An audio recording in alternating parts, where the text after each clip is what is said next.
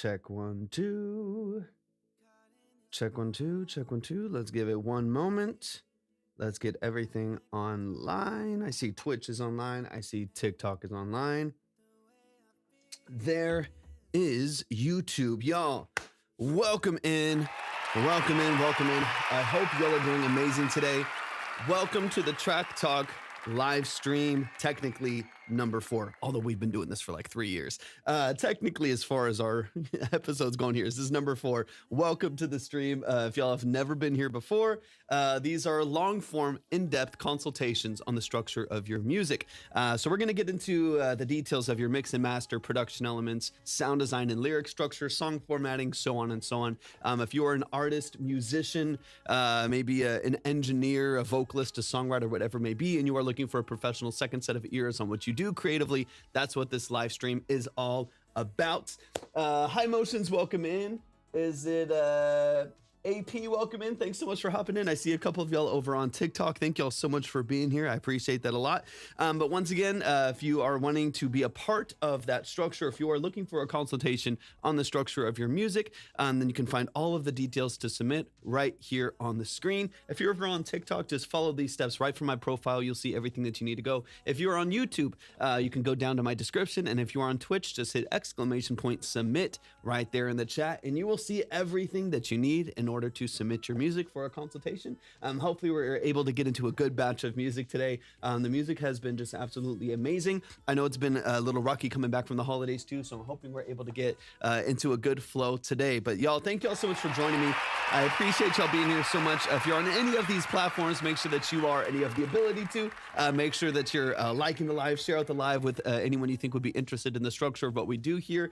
Of course, if you're on TikTok, make sure that you're tapping the screen, share out the live with a few people, and don't forget to send in your heart me for the day. It does help bring a bit more exposure to the structure of the live stream as well as to your music if you do send it in. So I do appreciate it a lot. LJK, thank you so much for hopping in. Dave is in the building. Dave, how are you feeling today? I hope you're doing amazing.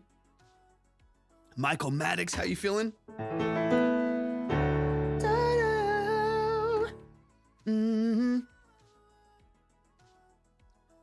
Let me double check a few things here as we're getting things flowing. I appreciate y'all hopping in over on TikTok. Michael, I hope you're doing amazing.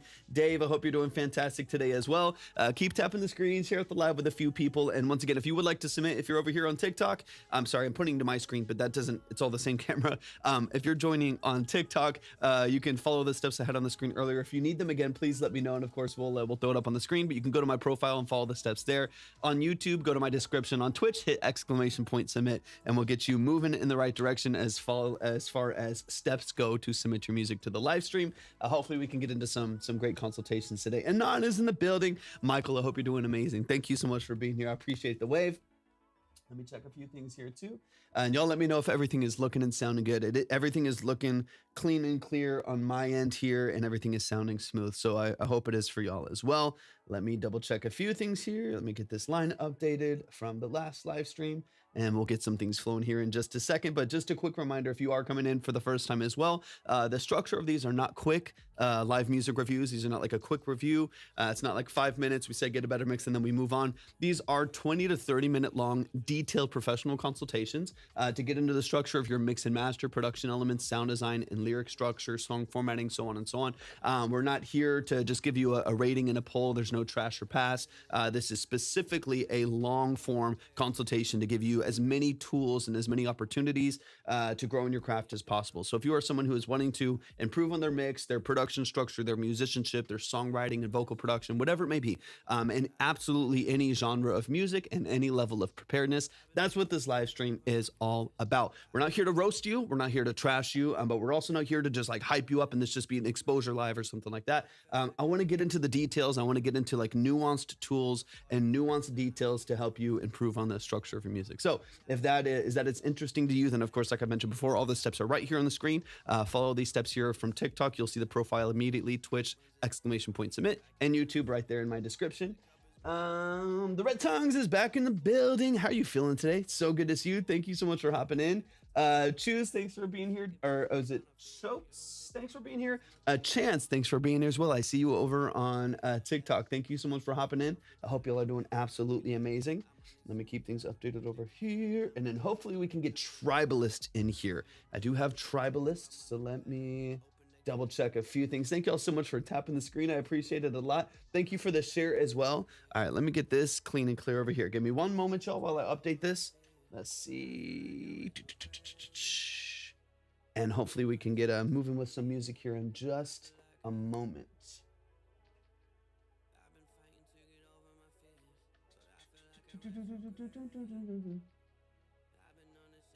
Are we glitching? Hold on. Are we back? Are we back? It was glitching for a second there. Are we free and clear? Hopefully we're not dealing with a bunch of glitches today. That'd be pretty crazy. That'd be wild. Let me know if it's glitching for y'all. Live, good to see you. Josh, thanks for being here.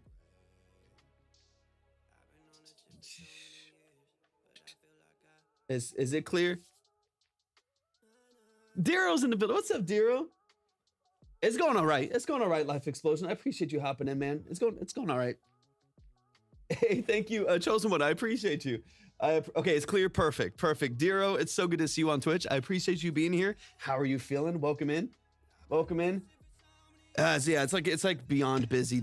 I mean, the holidays don't necessarily help, but there's been a lot of things going on. But it's all right. It's such as life. Such is life. We move through and we move on as best we can. Okay, I'm so glad. Chosen One, I appreciate you hopping in. Yeah, it's wild. And y'all, I would love to, once we get a couple things moving in here, we're already at 1,500 likes. Thank y'all so much for tapping the screen over on TikTok. I appreciate it a lot. Thank you for the heart, me, Libby. I appreciate it. I would love to do, let's see. If we can get to 5,000 likes, I would love to give 10 in credit away. That way we can help someone get up on the board, at least give them a boost to getting up on the board. So if you're in here and you would like to do, if you would like a 10 credit giveaway, if it would help you to give you a bit of a boost on the board, make sure you're tapping the screen at 5,000 likes. We'll do a 10 credit giveaway that we all get a nice little boost on the board. But once again, of course, Dre's Beats, welcome in. I hope you're doing amazing today as well. If you have never submitted before, all the details to submit are right here on the screen. You should be able to see that clearly on YouTube, Twitch, and TikTok. Just follow those steps either in the description on YouTube, !submit on Twitch, or right through my profile over on TikTok. You'll find all the details that you need. Dero, I hope you're doing amazing. Let me know what's up with you, man. Let me know what's up with you. Yeah, life is crazy. Life is crazy. I changed my name. It's Picasso. Picasso, it's good to see you. I know it's been a minute. I was gonna say, they seem familiar by the way they're communicating, but I did not recognize the name. So I'm glad I could connect the names in the chat. Picasso, I hope you're doing amazing. It's good to see you. All right, let me double check something real quick. Hopefully we can get some consultations here in just a little bit. Y'all keep tapping the screen, share it the live with a few people. Talk to me about what you're up to. I know it's December. It's December 2nd rather, which is crazy. December 2nd is crazy. Actually, let me go ahead and get Tribalist. I don't know if any of y'all have Tribalist on TikTok, if anyone knows them. I'm gonna go ahead and get them on the list. They did send in, so I'm going to get this updated real quick. It's wild, man. It's wild. I feel like everything is kind of a blur. Everything is kind of a blur right now and nothing makes sense. So that's why I'm like, you know what, just take on the next day. Zia, welcome in. Just take on the next day. If you can survive the next day, you're winning, in my opinion. So just keep surviving the next day and the next day and the next day. Eventually, ideally, hopefully things work out in your favor. Took a break from making music and focused on healing. I respect that so much, Picasso. I respect that so much. That is such a valid need. I think oftentimes I've talked to a couple other people where in the past, not as much recently, but in the past where they've specifically not healed because they thought it would affect their art or something interesting like that. And I have not seen that to be the case. I think healing gives you perspective. I think it gives you depth. And I think with perspective and depth, you can still tap into the emotions that you felt, even when you're in an unhealed place and you maybe didn't have the emotional IQ to handle some of the things that you got going on in your life. And so I'm a huge proponent. Libby and I both are just a huge proponent of healing, of therapy, of getting your mind right, because it is such a vital just part of everyday life right now, man. It's not easy out there. It's not easy out there right now. So I respect that so much, man. As much as I love also the self-expression of music and creativity, they can obviously give you tools and give you a good outlet for your emotions. At the same time, man, sometimes you got to do what you got to do. You got to make sure that you're in a good place, in a great place. I feel that life. I feel that, man. 66, welcome in. Appreciate you being here. Y'all keep tapping the screen. We're almost there. Already at 3,000 likes. I appreciate it so much. Just quick reminder, if you would like to submit for a consultation, we're going to get through a good chunk of consultations hopefully today. Legacy, welcome in. Legacy Foster, hope you're doing amazing today. So if you would like to submit for a consultation, you can find all the details by going to the link in my profile. If you follow that link, you'll see exactly what you need right at the top. It's pretty self-explanatory, so just click Track Talk Submission. You'll see everything that you need right there. If you're on Twitch, !submit. We'll give you everything you need on YouTube. Just go to my description. You'll see the exact same link there. They all lead to the same place. All roads lead to submission. So if you follow those steps, you'll get there. You'll get yourself in the right spot. Once again, these are long form consultations. This is not like a quick review or anything like that. They typically take 20 to 30 minutes to really get into the details of your music, the nuance of your creative expression. So if you are looking for a professional second set of ears on your music, you're looking for a really in-depth analysis of the structure of your mix and master, production elements, sound design, so on and so on. That's what this live stream is all about. Let me shift this real quick. I'm gonna jump on TikTok over here really quick too. And once again, y'all, we're gonna be doing a giveaway. Rolling music, welcome in. I hope you're doing amazing. At 5,000 likes, we're gonna do a 10 credit giveaway to kickstart the live and get some things moving. That'll at least give you a boost on the board. It'll give you a boost on the board. Let me switch this up real quick. I'm gonna jump over here. Christopher's in the building. What's up, Christopher?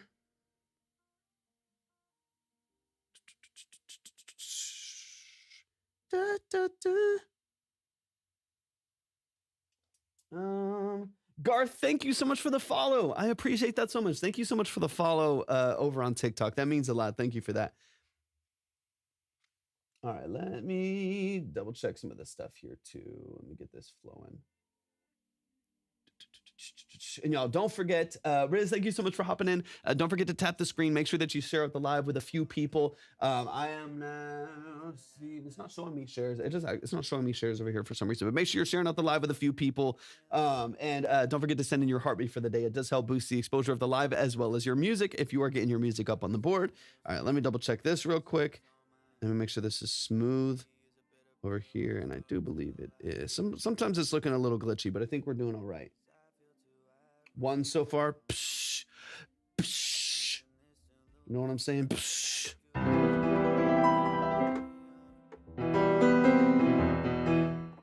That's crazy. That's crazy. I appreciate those of you. I see 5 of y'all in here, 6 of y'all in here. Thank y'all so much for hopping in, especially on TikTok. I see 1 person hanging out over on Twitch. I appreciate you so much. Thank you for being in the live stream today. What are y'all up to? Hopefully we can get into some music here in a second. I'm waiting on Tribalist did send in early. I have their email and their credit. They sent in, I think actually like late last night. So I do have theirs in there. Libby, do you happen to have Tribalist on? You probably don't. You probably don't. Let me see. I can check from over here. Let me see.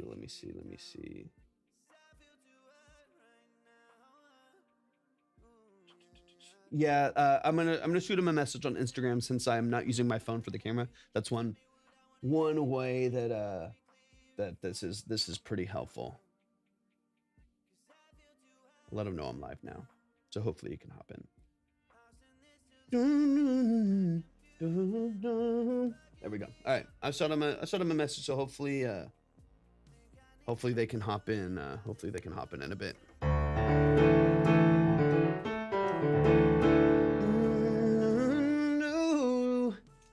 I was hoping to hear from Dero. Dero, I hope you're doing all right. They might be lurking a little bit in the background. They popped in, said what's up, and then I didn't hear. Manuel, thank you so much for hopping in. How are you feeling today? Welcome in. Y'all, appreciate y'all being here. Welcome into Track Talk. If you're coming in for the first time, welcome to the family. Hopefully I can get Kat's in the building. What's up, Kat? Welcome in. How are you feeling today? Hopefully we can get Tribalist in here. I want to get Tribalist up on the board. Jay Steele, the legend, the man, the myth. How you feeling today, man? It's good to see you. Appreciate you hopping in. Let's get this shifted right here as well. Milan's in the building. What's up, dude? How you feeling today? How you feeling? How you feeling? Just Dennis over on Twitch. Welcome in. Welcome in. I'm doing pretty good. Dennis. Thank you so much for hopping into the live stream over on Twitch. It means so much to me. I hope you're doing fantastic today. Let's get some things rolling here. Hopefully I can hear. Hopefully. Carl Flex. What's up, Carl Flex? Welcome in. Welcome in. We're gonna get things moving here in a second. Let me do this while we're waiting on DJ. I appreciate you hopping in so much. I'm going to thank you, Dennis. I appreciate it. I do my best. And thank you for the follow. I just got the notification. Thank you so much for the follow on Twitch. It means so much to me. Thank you. I appreciate that a lot.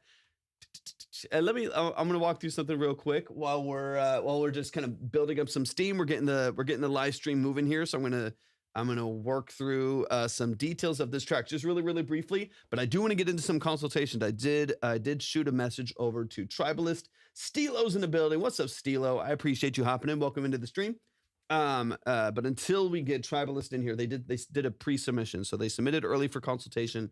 So hopefully we can get to that in a bit. I shot him a message and I want to get him up on the board. And then quick reminder as well. Let me switch over here for just a second. If you are wanting to submit for a consultation, we're going to get into a couple of them here tonight. So if you do want to submit, make sure that you do now, because we're going to be moving between projects and some consultations later. And I don't want to waste too much time. So I want to get into consultations at a good pace today so that we're not stretching them out for hours and hours and hours. I want to get into y'all's music. So if you would like to submit for a consultation, you can see every single detail right here on the screen. That's the link that you need to find. If you're over on Twitch, it's !submit right there in the chat. The link will pop up for you on YouTube.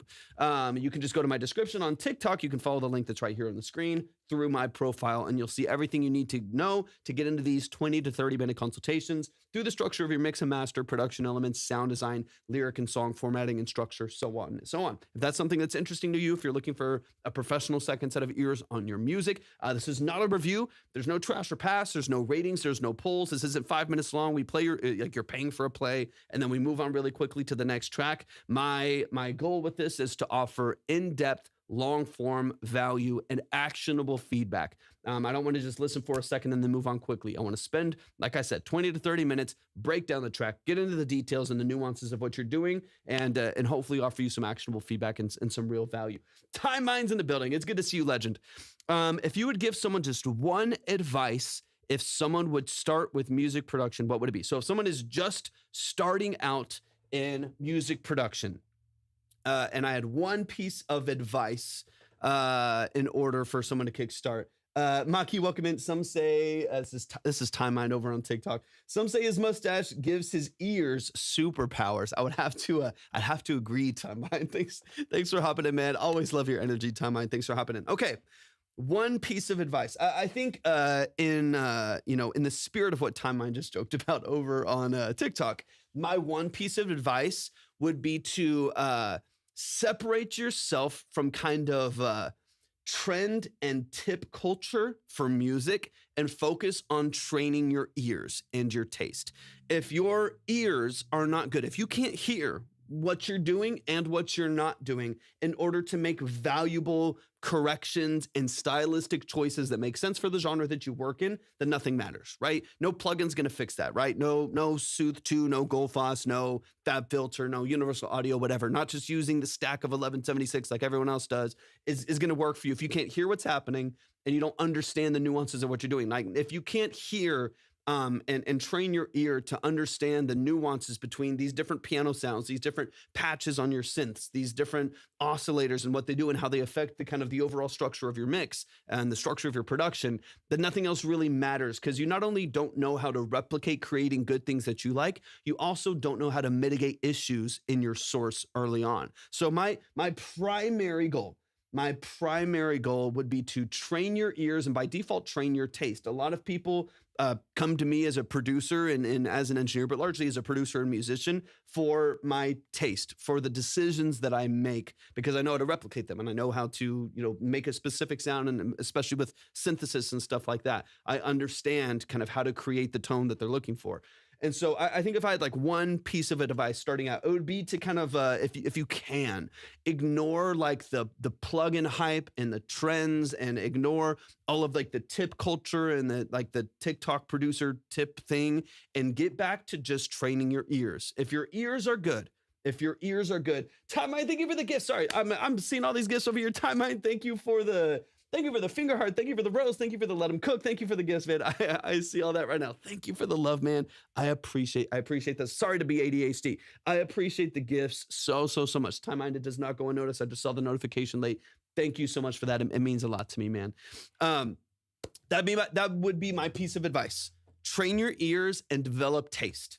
There's a I would say a very large portion of the producers that you know and love today are as big as they are. I'm going to generalize this, right? But because of it's because of connections. It's because of this. It's because of right place, right time. There's a bit of luck involved as well, but a lot of it comes down to taste. You know what I mean? Like it comes down to specific skill sets that they offered the industry, they offered the studio they were with, they offered the person around them they were producing for, and the artists that were in their circle. There was a specific tone and texture and character that they offered that you know people now come to them for. So you got to develop that for yourself. For me, it's largely been centered around like 80s, right? So like I have a lot of synthesizers here in the space that I have here. A lot of the music that I end up like producing and stuff, and even like work on for my own, tends to have this like 80s undertone, right? It tends to have a kind of Kavinsky, The Midnight, The Strike, Mike Dean, you know, Tears for Fears kind of a vibe, right? It's some synth pop, 80s pop, synth wave, dark wave stuff, right? So people end up kind of coming to me for that reason. They kind of look at that. DJ, I appreciate you. Thank you for the love, man. I would love to work. If anyone is ever interested in work, whether it's production, mix and master, session work, I do a lot of session work, especially these days. Shoot me a message. We can talk about your project, your timeline, budget, stuff like that, just to make sure that the project makes sense for everyone involved. But I would absolutely love to work with you. I appreciate that. I do need to set a new gift goal here in just a second. But yeah, Dennis, thank you so much for the question. That's a great question. It's a great question. And just to reiterate, I highly recommend that you train your ear and develop taste. Those two things: train your ear and develop taste. If you do that, you'll go far. There's a you know, let me take one basic example. How are you? I'm doing good. Is it, hold on, 2S or twos? Thank you so much for hopping in. I appreciate that so much. I'm a French beat maker. Do you listen to prog? Yes, absolutely. In fact, I would say because a lot of what I do for a living is production and session work and stuff like that. I would say that a lot of the people that end up submitting here are actually producers. Of course, we get a lot of artists, we get rappers, we get vocalists, we get songwriters, we get engineers, all the way across the board. But I would say that we get probably an abnormal stack of producers here, people that come in with their production structure, just because that's a lot of what I love to talk about. I love breaking down production structure and stuff like that. So, of course, if anybody wants to, you can submit productions, you can submit full songs, released, unreleased, any genre, any level of preparedness, so on and so on. But I appreciate that so much. Thanks for the question. I will definitely come back. It's very late over here, so thank you so much for your advice. Thank you so much, Dennis. I appreciate you. It's actually later for me. It's not late. It's only like 5:30 here for me, but I'm not typically on this late. It's been a little bit all over the place as far as schedule goes lately. I am trying. Hopefully in the near future, maybe I'll be able to get on a little bit earlier. That's what it was, you know, a while back, but it's been a little bit all over the place last couple months. So I apologize for that, y'all. Hopefully in the near future, we can have a more consistent schedule for these live streams to give opportunity to as many people as possible to come in and submit. But once again, I'm going to update the gift goal over here really quick on TikTok. So give me 1 second. If you would like to submit, follow the steps here on the screen. I'm on Twitch, !submit on YouTube. Go to my description over on TikTok. Follow these steps right here I'm backwards over here on the screen. All right, let me update this really quick. Shout out to Time Mine. Time Mine, I love you, brother. Thank you so much for the gifts.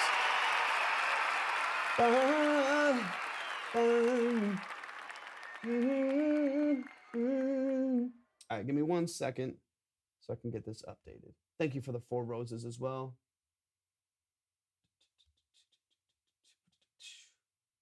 Hold up, wait a minute. Let's see. Let's see.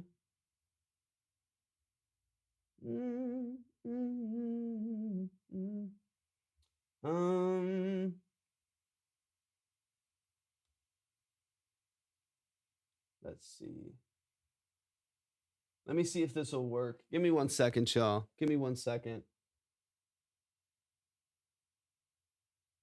Here we go.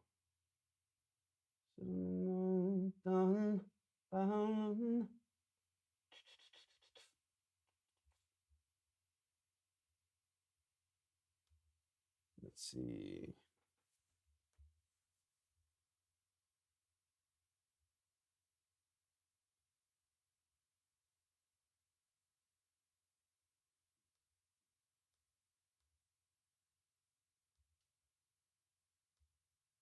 One second, y'all. Tribal, okay, Tribals, did you see my message? I just shot you a message. Layla, welcome in. Okay, 1 second, y'all. 1 second, 1 second. I gotta get this updated. Give me a moment. Give me a moment. Give me updated. Tribalist, I'm so glad you're up. We're gonna go straight into your song. We're gonna go. Oh, we got a holiday tater? No way. We're definitely doing a holiday tater. I don't know what that is. I don't know what that means, but it's provocative. Gets the people going. Okay, let's. We gotta get a holiday tater up here. That's brilliant. All right, let me let me confirm. This is crazy. All right, let me update this. Tribalists, we're in the building. We're in the building. Okay, the goal should be updated. Hopefully. Okay, let's get into some music, y'all. It is time for our first track of the day by Tribalist. I saw your email the other day. I think I already have you up here. Give me a second. Let me move my phone here. I'm so glad you got my message, Tribalist. I'm so glad you got my message because I was worried I was gonna miss you because I got on a little bit later. So are you good? Are you good for a second, Tribalist? Because we'll go straight into your song. Here.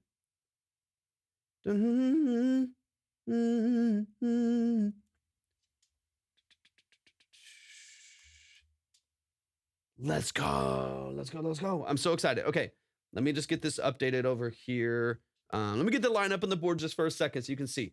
I got to update some other things about the live here. But let me get a couple things moving here. Ellie Cash is in the building. Ellie Cash, thank you so much for hopping in. I appreciate it a lot. Let me update a few things. First listen.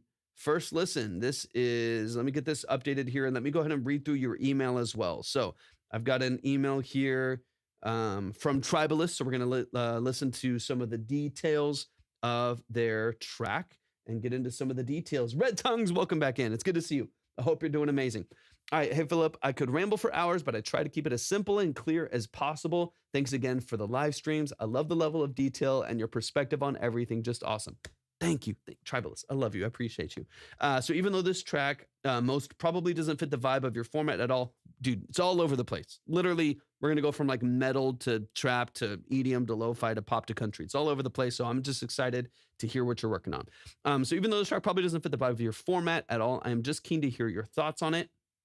This is self-mixed and mastered. Okay, so here's what I'm listening. There's some details here that I want to dive into as far as the things that they're looking for. So what sound I'm looking to achieve. This is from Tribalist. Hard-hitting kick drums, a lower than normal bass that hits in the guts. I like it.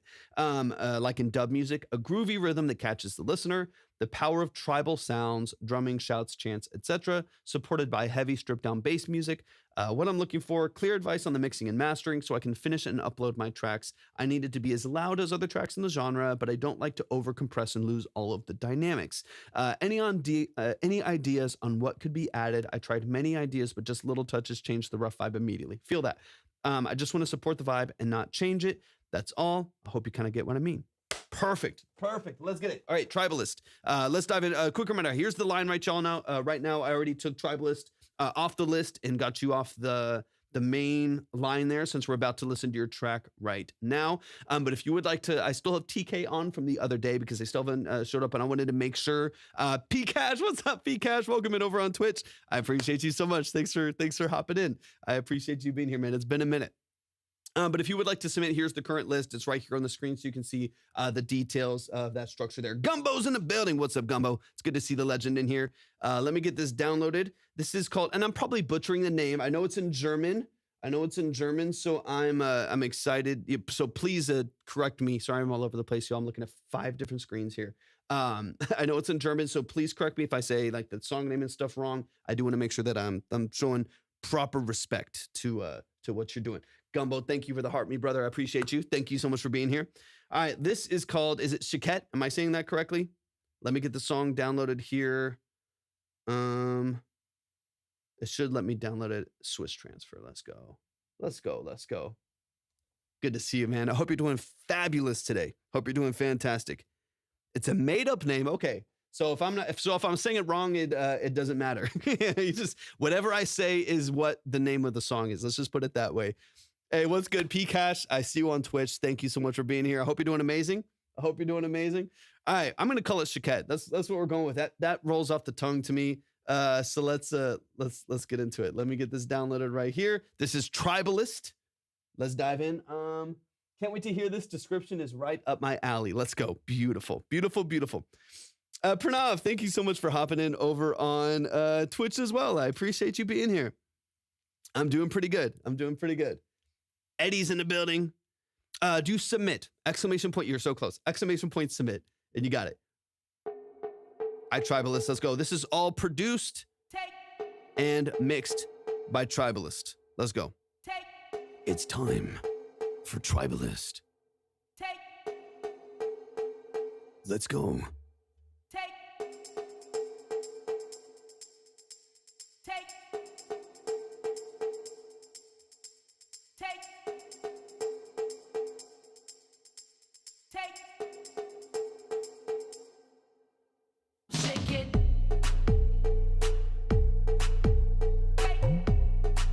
Okay.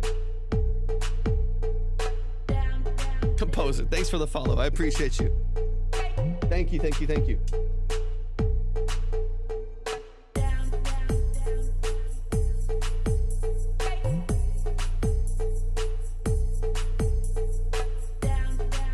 Okay.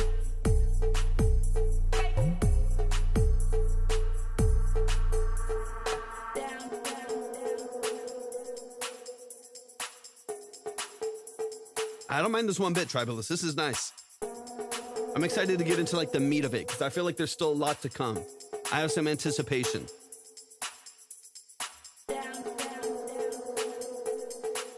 Hey, hey.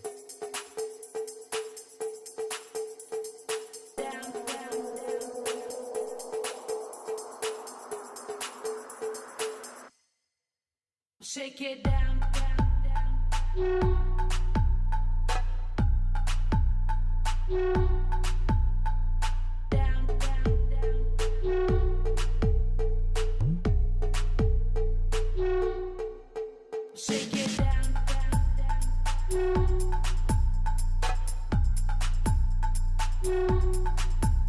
Maybe. We'll look at it. We'll look at all the details, Tribalist. I like the bones of this a lot though. 12 Gauge, welcome in. Griffin, welcome in.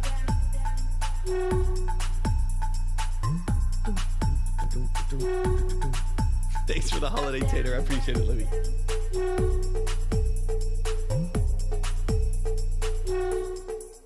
Shake it down, down, down.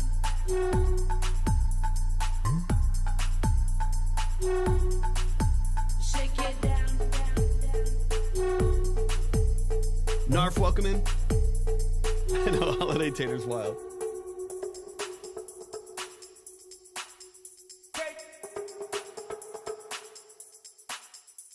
Jackie, welcome in. How y'all feeling today? Welcome in, y'all.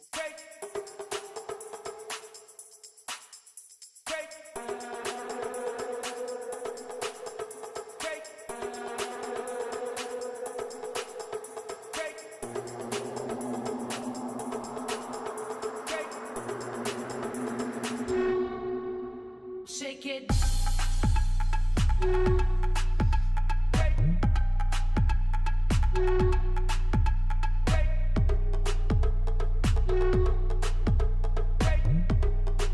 Axito, welcome in. Shake it down, down, down. Yeah, the bones of this are really nice. I have a couple ideas, some philosophies we can talk about, but this is really cool, man. I love your use of pitch to kind of shift the dynamics a bit here.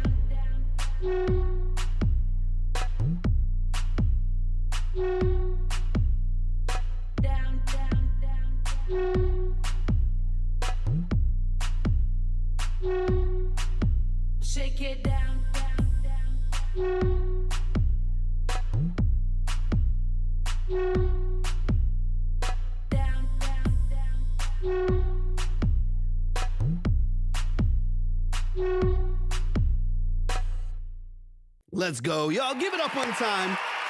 Give it up one time. That is Tribalist. That is Tribalist. We're calling the track Shaket. Because it's a made-up word, and I don't know how to say it, so I'm saying it however it comes to me. We're calling it Shaket. That is a production by Tribalist. Please show some love to the family. Tribalist, you're always so supportive. You're always so engaged with the stream, so I appreciate you so much. Thank you for the love and support and for setting this track in. I want to get into some details. I want to dive into this. I think your bones are fantastic. I think the structure of this is great. You do have pretty good dynamic range, right? You're using like your use of hats, your vocal samples, like the bending of your like hand percussion and stuff like that to create a nice like kind of percussive lead melody that I think works really well. My gut reaction is that the elements of what you have here could use some support, right? So you have a lot of great small percussive lead elements, a hard-hitting, sub bass. It's like a low saw and a sine, like a low sub bass that kind of hits you in the gut right there. But each element, outside of like reverb, feels a bit alone and a bit dry. And I would love for it to feel like there's a little bit more support and energy behind these elements through your processing and through layering, so that when they hit, it gives you a little bit more. It gives you a little bit more power. It gives you a little bit more impact, because all of the things that I hear in here, exactly, Gumbo, very sync worthy.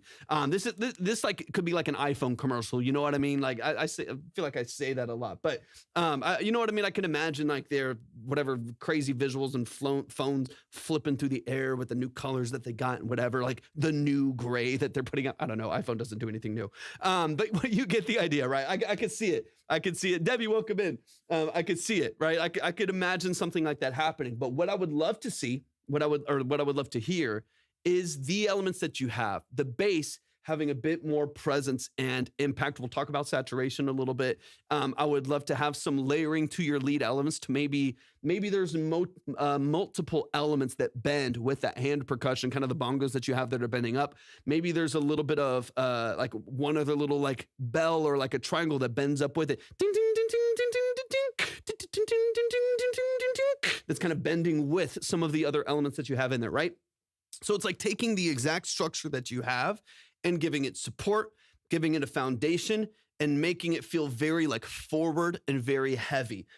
Because there's so much that I like about your sound design here and the structure here that just needs like energy, just needs some layering, it needs some support. So let's get into it, y'all. Let's run it back from the top. Let me double check the chat here really quick. Let me double check a few things.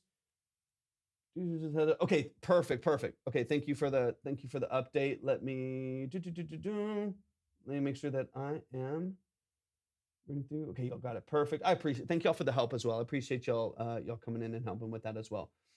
Tapping away, Debbie. Thank you so much. Let's try to get to 10K. Let's try to get to 10K likes, y'all. And I would like to do a credit giveaway here in a bit. So if you are wanting or maybe even needing a little bit of help to get yourself up on the board, to get to the minimum to get yourself up on the board for a submission, then we're going to do a 10 credit giveaway here in just a little bit. So let's make sure y'all are tapping the screen. We're at 2 shares. We got to get to at least like 20 shares. That's easy. That's easy work. Let's get to 20 shares. Keep tapping the screen. Let's try to get to 10,000 likes. And then we'll give away 10 in credit to help y'all give yourself a bit of a boost on the board, get yourself up there. But until then, let's get back into Tribalist's track. As we always do, we spend about 20 to 30 minutes going through the structure of the songs. We listen straight through first time, and then we go back through the song at least another time to really get into the details, get into the nuance, get into the structure of the song so we can break it down and offer some actionable feedback. So let's get into it. This is Tribalist, and the song or the beat name for now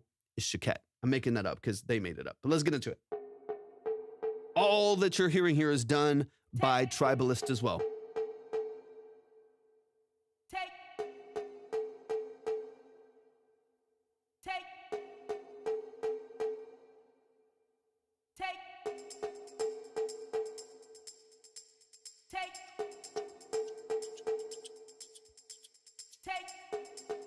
Like even here, right? And so I like how dry this is.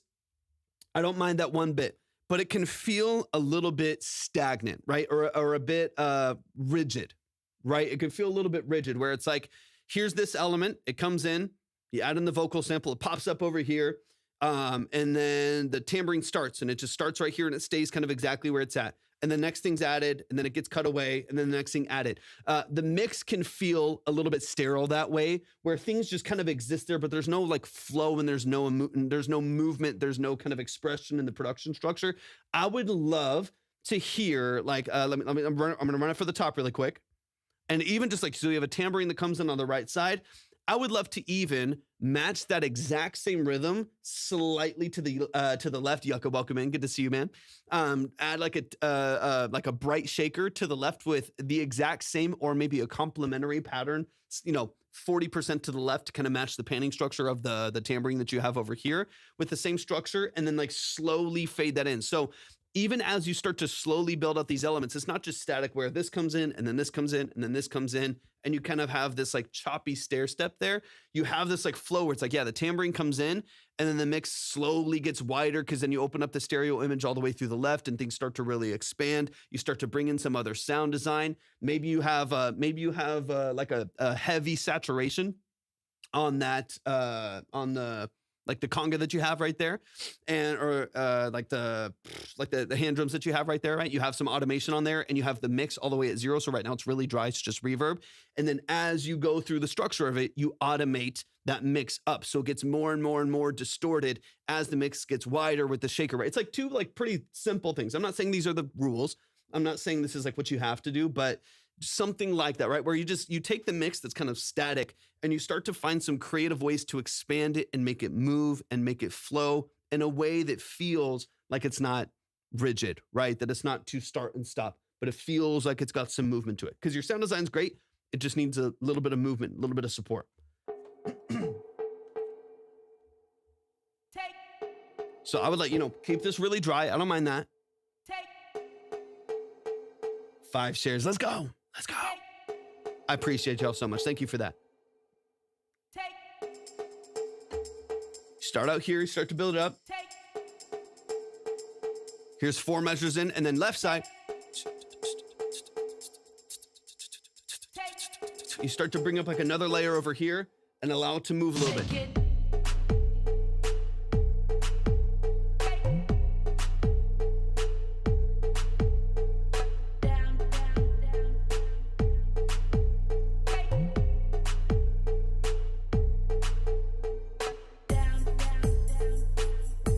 Okay, now let's talk about this bass just a little bit. If you want like again, a lot of what I'm going to say are stylistic choices, are not necessarily things that I think you have to do, just ideas to get your reel spinning in a different direction, like in a different direction. If you feel like you're kind of stuck in your production structure here, you're a little bit stuck in this mix, I just want to find ways. These are not things you have to do, but just ways that you can kind of get out of that rut and think of it differently. One really, really easy way for you to open up this bass like crazy is just give it a chorus. Literally, just give it a chorus. Now, this is not going to come through the best over on... Let me do this. I'm going to duplicate this track here. Give me 1 sec. No active playlist or inserts. Let's do that. I'm going to do this in like the cheapest way, like the quickest, silliest way possible. I'm going to jump over here to the DAW. And I'm going to go over here. Let's see. I'm going to go over here and we're going to open up Splice here on Pro Tools. And we're just going to drop an 808 loop in there, right? I'm going to do this the simplest way. CJ, welcome in. I'm going to drop, obviously it's not how you would make the song, but I'm just going to drop this in here so we can get an idea.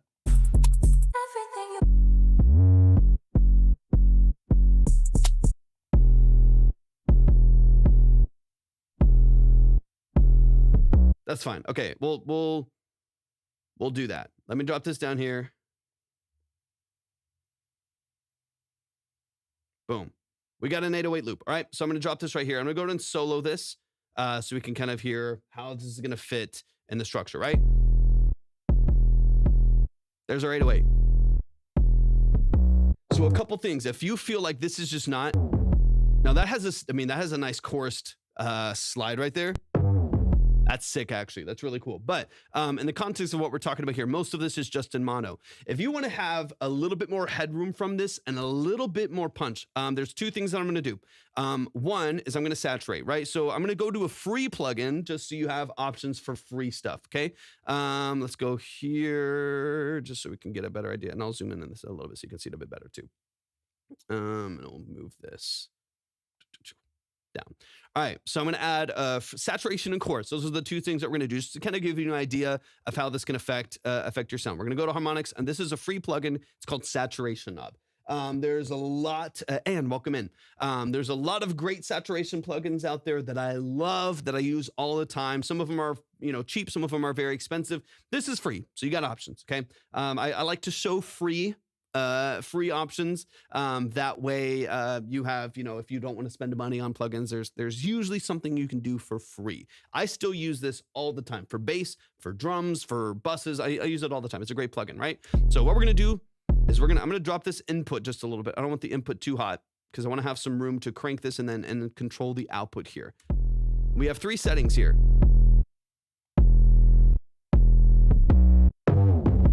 All right, we have a couple different settings here. One is to keep the high end, okay? So in this case, if we're saturating like crazy, if I want to keep it neutral, I can just have it saturate the entire frequency spectrum, right? So top to bottom of the signal, we're just going to crush it with saturation right here and create that harmonic, create that breakup in the overdrive that we're looking for. Now, if I want to keep the high end and have it not break up so much, I can keep the high end here and I can flip this to the top, right? That way, when I push this, I'm maintaining a lot more clarity in the high end. If I want to keep the low end and maintain clarity, a little bit more clarity in the low end, and then crush everything else, I can keep low. Hear how that kind of crushes the entire top end, right? The top end is kind of gone and this feels fat and nasty. We're getting still a lot of the subharmonics. We're still getting a lot of the heaviness from the low end and then just crushing the top end completely.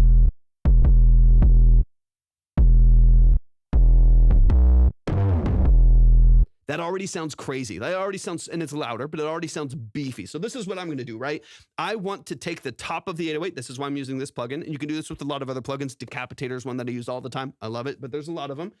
So in this case, I'm using this, right? And it already sounds massive sounding. So I'm pushing this pretty hard. You can see right here in the middle, I've got this knob pretty well cranked up, but I'm keeping the low end. So those, farther, like low harmonics, subharmonics, and like low end energy, low end frequencies from the 808 are being maintained. They're not being saturated, right? But the top end is getting crushed. That way we get this kind of crunchy, shaved off, clipped top end to the 808. It's going to give us some headroom as long as we treat this well. And I'm going to maintain a lot of the energy of the low end here. So this sounds fat. It sounds super beefy now. Super, super beefy. I'm going to reduce this output again now, right?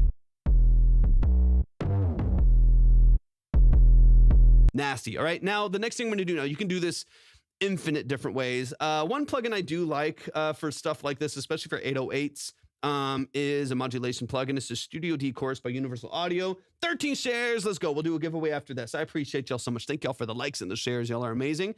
We're going to add this chorus. Now let's see the difference in adding the Studio D Chorus. Now there's different paces of modulation and rates of modulation that come with the Studio D. It's a Roland chorus. It's an old analog unit. There's 4 different ones. I'm going to use the first one. It's a little bit slower, but it's good for bass. Hear how like open and wide that feels? You're getting that duplication of the signal. You're getting some of the beating from the chorus at a really slow rate, so it maintains a lot of the properties of the 808 without changing it into something that feels like it's completely different, or using like a stereo widener or something like that to like hollow out the middle of the image. And then you have this like wide bass that sounds kind of like nasty and like nothing fits, and it feels wide, like you hear it wide in the stereo field, but nothing hits you in the chest. You know what I mean? Like you're losing a lot of your like center channel information. In this case, you have a really vibrant sounding bass. Let's push the saturation a little farther.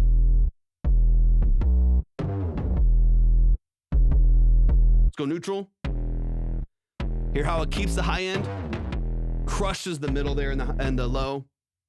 Neutral. I like the low. I like keeping the low. And you hear how immediately a whole bunch of bass comes into the mix. Nasty. Let's take these out.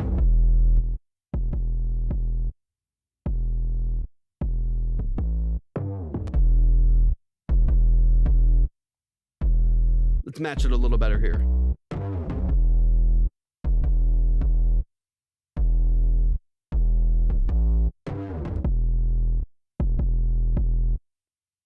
So different.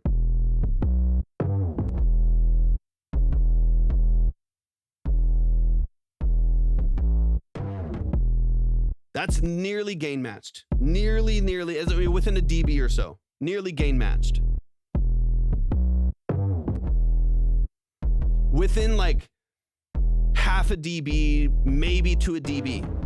Nearly the same level. So as far as like perceived loudness, it feels so much bigger, right? Like, and the way that kind of a bass is going to present itself in the mix is going to feel so much bigger just because of the saturation in the chorus. The saturation, like a compressor, is going to help introduce some harmonics into your mix and kind of shave off some of that harsher top end information as well, giving you a little bit more headroom, right? So you're going to have a little bit more breathing room from that bass to push it a little bit harder without it just like taking up all of your headroom so you can't get your mix loud, right? So that's one thing, right? I think the bass to me is a big part of this equation, right? Just a free saturator and a chorus, really any chorus that's processed well, and you get this really dynamic sounding, really wide, hard-hitting structure for your 808s, your sub basses, your single sine waves and stuff like that. So that's one version of that, right? Even though these are technically very nearly gain matched,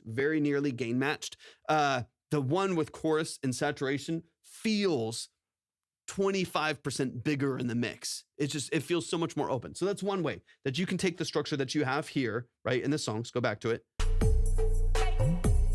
So imagine this with that, right?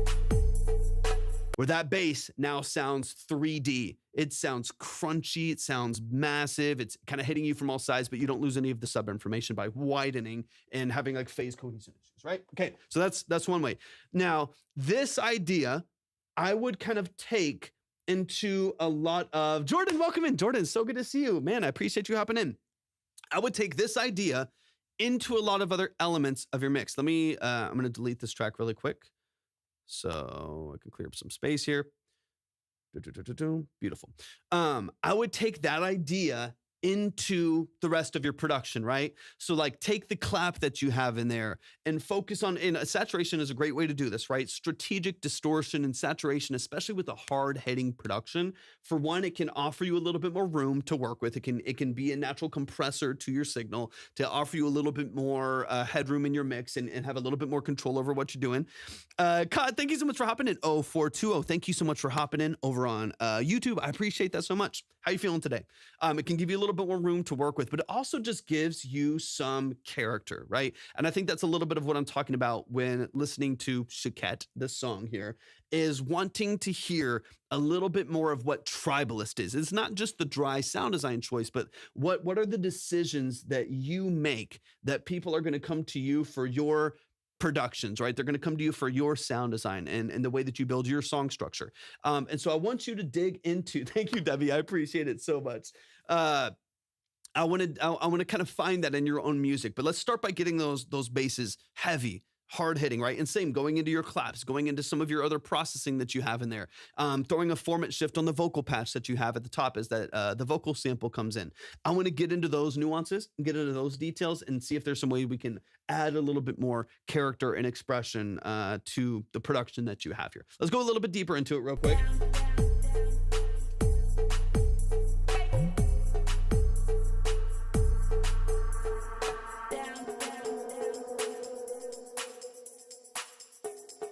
Yeah, that's the modulation that we're talking is like the chorusing that we're talking about, right? Like chorus, flanger, like things of that nature, right? Phasing.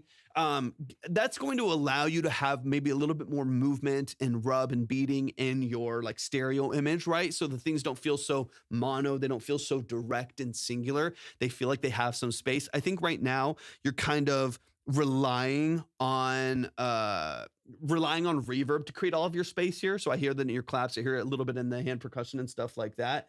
100%. Yeah, it's like it's giving it a little bit of flow and a little bit of a journey, right? Not so much just space from reverb and delay. And I think that would definitely be helpful. Let me double check something real quick. And then okay, cool. Got it. Let me double check this real quick. Let me make sure everything is up to date. All right, let me get a little bit deeper into it. And so I want you to kind of take that into the rest of your production structure. Like I said, sometimes there's points where I wish there was some layers and production stacks to some of the elements that you have in here, so they feel like they have a little bit more weight, they have a little bit more character to them, not just a singular instrument. So there's ways that you can play around with that. Like I said, you could bend like a bell or a triangle with the hand percussion as you bend that up and stuff like that to keep things flowing together. It's not adding busyness, it's not adding noise, it's just adding impact to some of those elements that I do think could be really, really valuable. Freebird, thank you for the heart me. For one, it's so good to see you in the chat. Thank you so much for hopping in. I appreciate it a lot, and also thank you for the gift. It means a lot as well. Shake it down.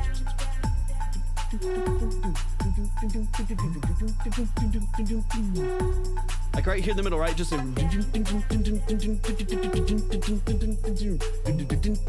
like even like one other little like mid texture right there to match the rhythm of what you have with the hand percussion and allow that to kind of stack through the mix. How you do that is completely up to you. But I'm trying to think of maybe some creative ways that this mix can feel less singular, right? Here's like, you know, percussion, 808. This is up here on the right. Vocal sample comes in, but there's nothing gluing it all together, right? Maybe a couple other elements to like tie the production structure together. I think could be beneficial to the mix. Thank you so much, Rebate. You as well. You as well. It was a really nice time. It was a really nice time. Shake it down. Especially your B section, right? So you do a great job of shifting octave. Love that. Huge fan of that. Shifting the octave with the percussion. But on your B section is where I would definitely lean into adding in more information, right? So it's not just the octave shift, but maybe there's one other interesting low end element that kind of ties the production together a little bit more and takes it to another level. So when you go from your like first 8 bars of this, what I'll call, you know, the production hook, to the second 8 bars of the hook, thank you for the roses, Freebird. I appreciate that a lot. I would suggest adding in another element beyond the octave to give it some weight there. So there's a reason why going another 8 bars matters to the mix, if that makes sense. Hopefully that makes sense. Let me go a little further. Plays for days. Welcome in. Welcome in. Welcome in. Shake it down.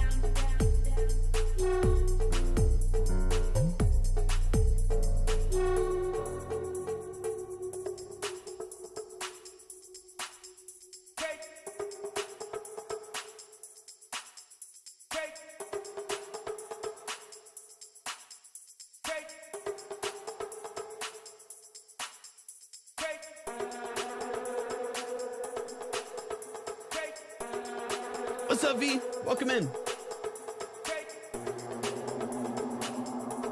Build this up, build this up. Shake it.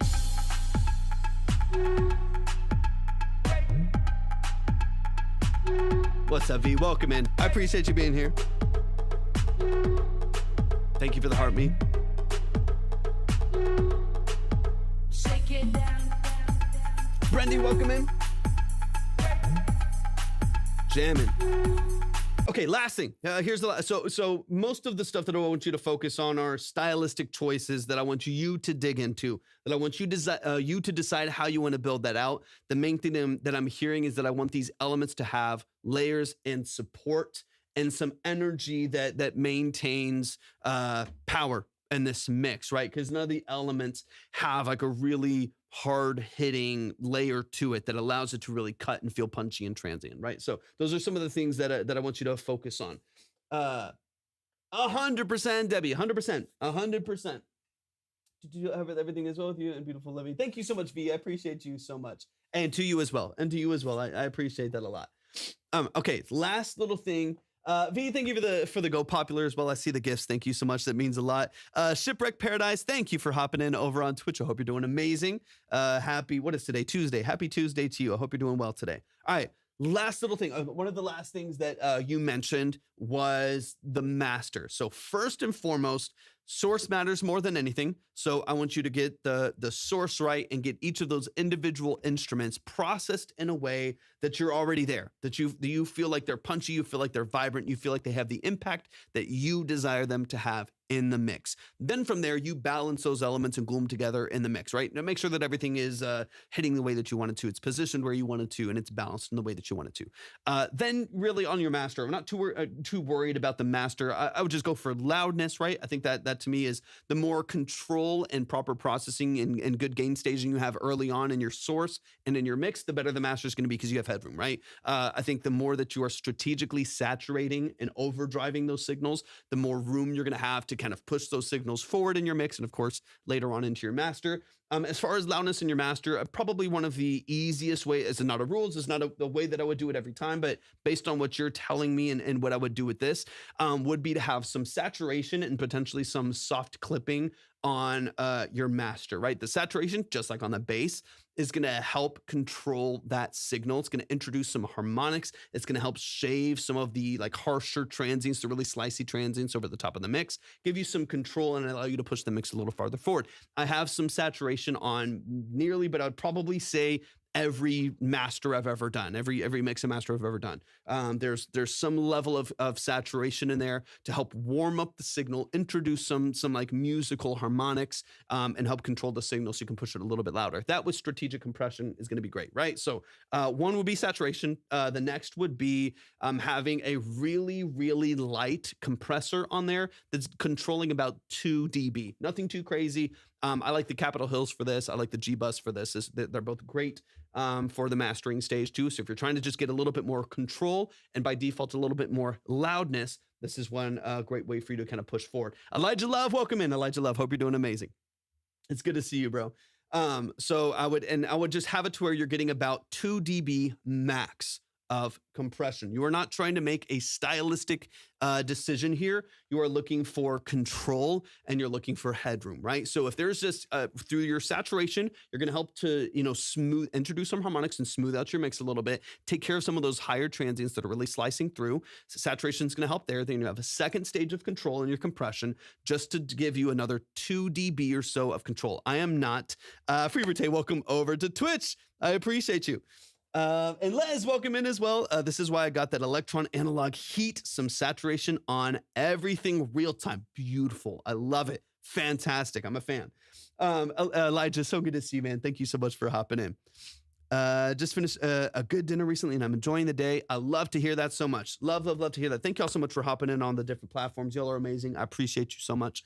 Okay, so proper saturation. And all these, you can push however you want to, right? You're saying you don't want to dramatically affect your signal. You want a more transparent master in this case, but you do want loudness. You want it to compete on platforms, which typically means, Spotify is going to adjust to -14 LUFS as far as like an integrated average. And so I would typically make sure that you're just like pushing as hard as you can without ruining your signal. I'm not a fan of just the loudness battle to be loud, but if you want to be able to compete with other genres without any major adjustments being applied to your track to like rematch to -14, I think if you're close to like -10, you're in a pretty good spot. Anything lower than in LUFS, which is higher in loudness, you're going to be perfectly fine. But if you're finding yourself fluctuating between like -13 and -15 LUFS, then you're going to be floating. You're going to be floating in a way where you're going to feel most likely like you're not able to compete. What should I make the subject be for the? Put your artist name, the artist name, or if you're from TikTok or Twitch or YouTube, putting the like profile name, the username, that's helpful as well. All right, let me fix this on TikTok real quick. It's making me confirm myself. Give me 1 sec.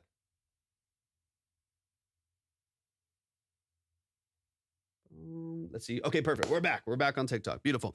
And then Shipwreck. Yeah, if you want to submit as well, !submit gives you everything that you need there. All right. Okay. I'm all over the place, y'all. I apologize in advance for the way my brain works. But saturation, control, a little bit of a shave at the top end there, so you have a little bit more headroom. Compression, give yourself about -2.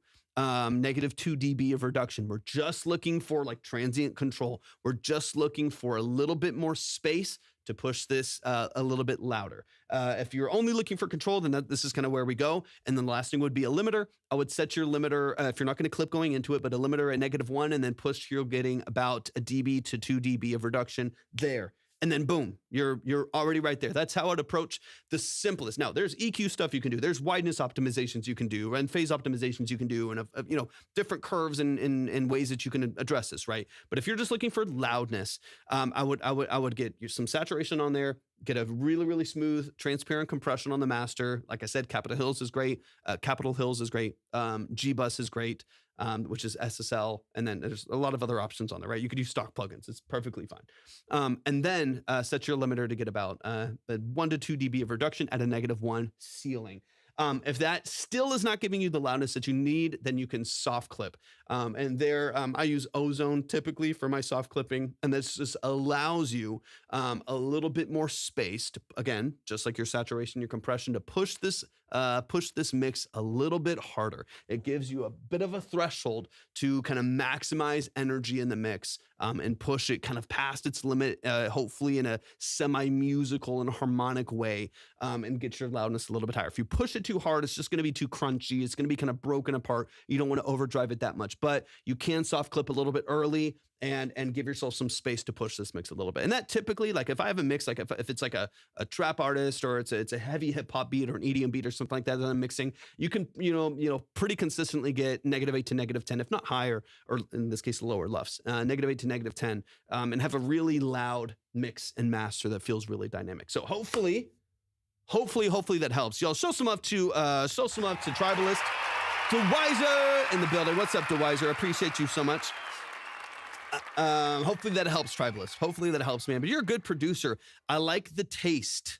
that you have. Your sound design choices are gold. They're interesting. They're very organic. I mean, I like it. Like you said, you want to introduce some like tribal, organic, percussive texture in there while still having hard hitting, big, saturated 808s. So we just got to find the balance, right? We just got to find the sweet spot between organic instrumentation, digital processing, and how to push all this forward and make it really, really loud. The more that you're able to control, the more you're going to be able to push, right? So control through your EQ, compression, proper saturation, and soft clipping and limiting is going to be kind of the key. The more you can control transparently, if that's what you want, or harshly if you want it to be crazy sounding and pumping a lot, the more you're going to have space to push.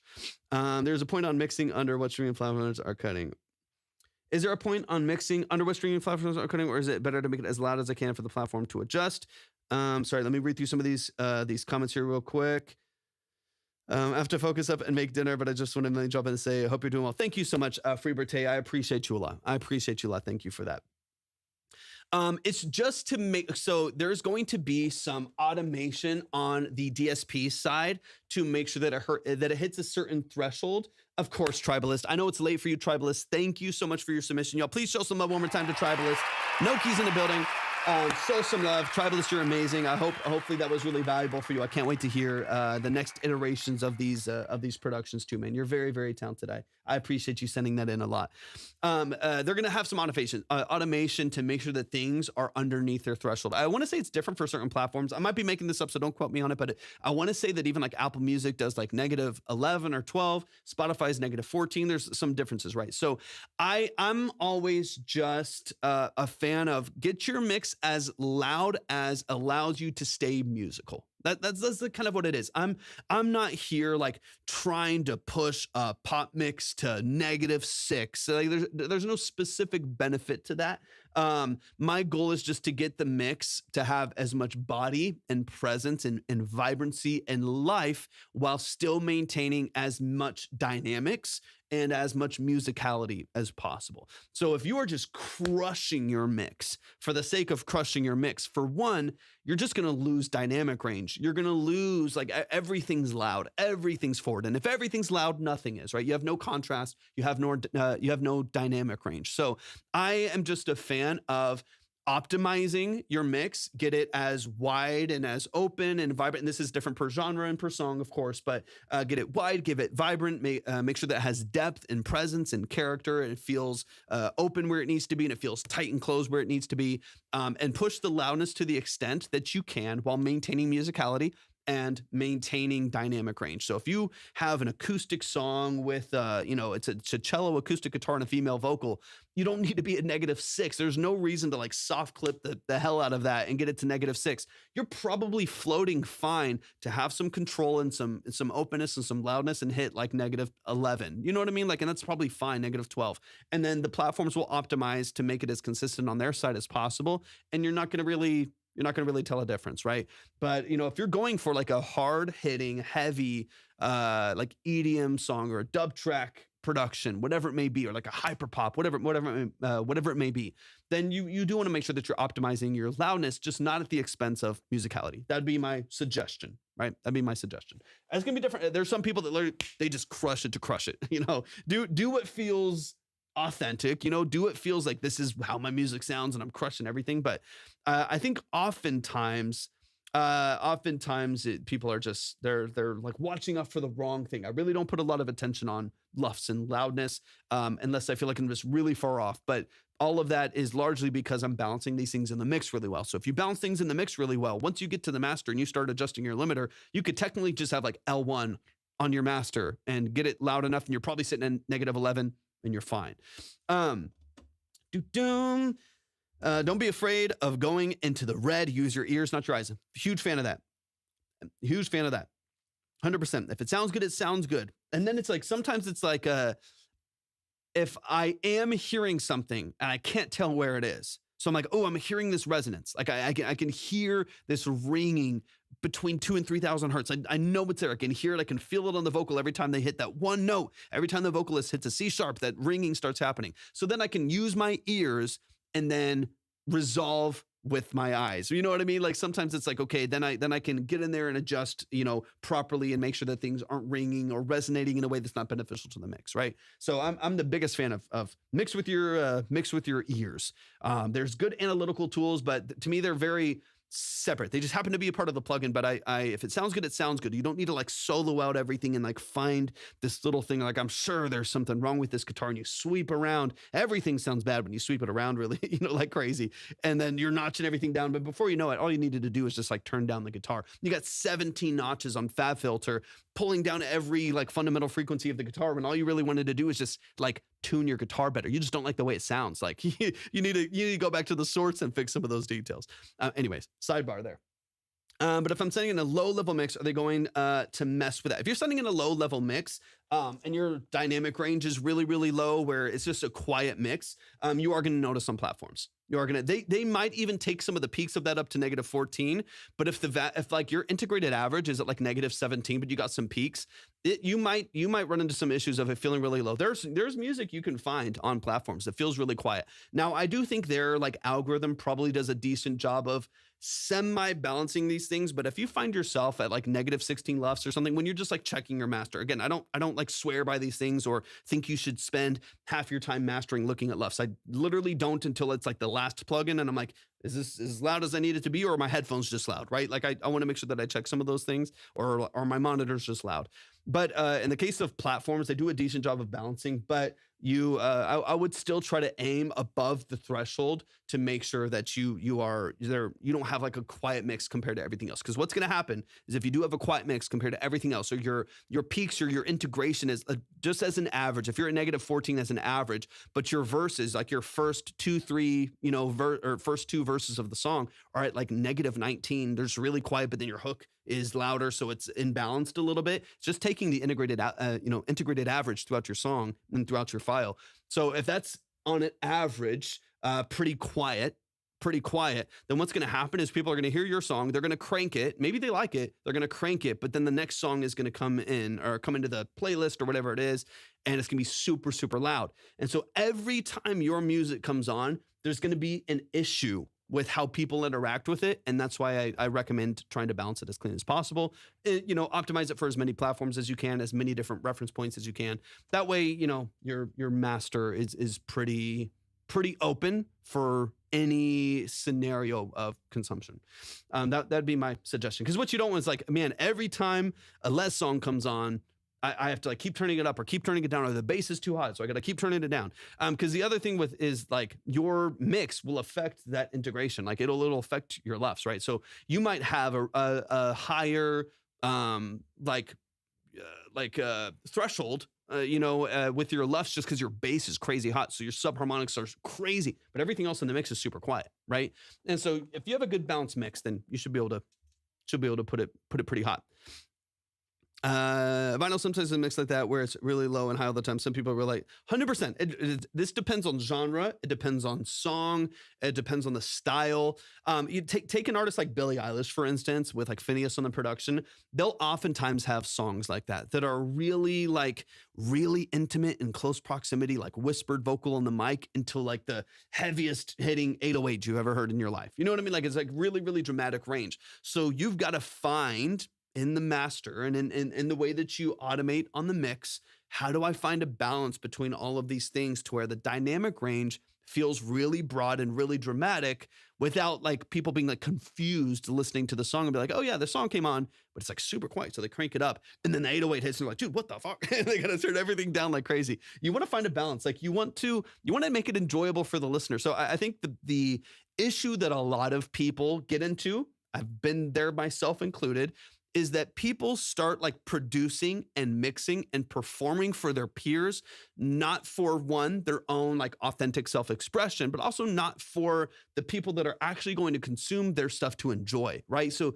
you get producers that are trying to show off to producers. You get like rappers that are trying to like rap to impress rappers. You get, like vocalists that are like trying to write songs for like other vocalists and poets instead of just like real people that will consume their stuff.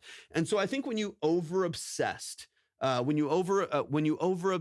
over these like technical details, sometimes even someone who loves the technical details, you oftentimes kind of miss the point, right? You kind of miss of like, what do people just want to hear? Like, okay, like I wrote a song that's authentic to me. It's my story. It's my perspective. It's something I've observed. It's someone that I've seen go through this thing or whatever it is. I'm writing authentically. I'm producing music that I like. And then I'm going to mold it into something that is palatable as for a consumer. You know what I mean? Like I just think that's really, really valuable for people to hear, because people are doing it for the wrong reason, especially in this like even in like the consultation space, even in like live music reviews and stuff like that. Like you get people that are like writing songs to impress the next reviewer or something, and it's like you get into a really weird space where we're doing this. You're not even doing it for yourself. You're not even doing it for your fans or for your audience. You're doing it to like impress the wrong people. You know what I mean? And then you lose a lot of your creativity. You lose a lot of your like spark, because then if they don't like it, if like another rapper says your rap is trash, or like another person who thinks they know music just says your music is trash, and then you're like, well, I don't even know where to go, because you're not even doing it for the right medium. Anyways, I'm off on a tangent. Of course, Deb, I appreciate that so much. And Deb, thank you so much for all of the love, all of the support.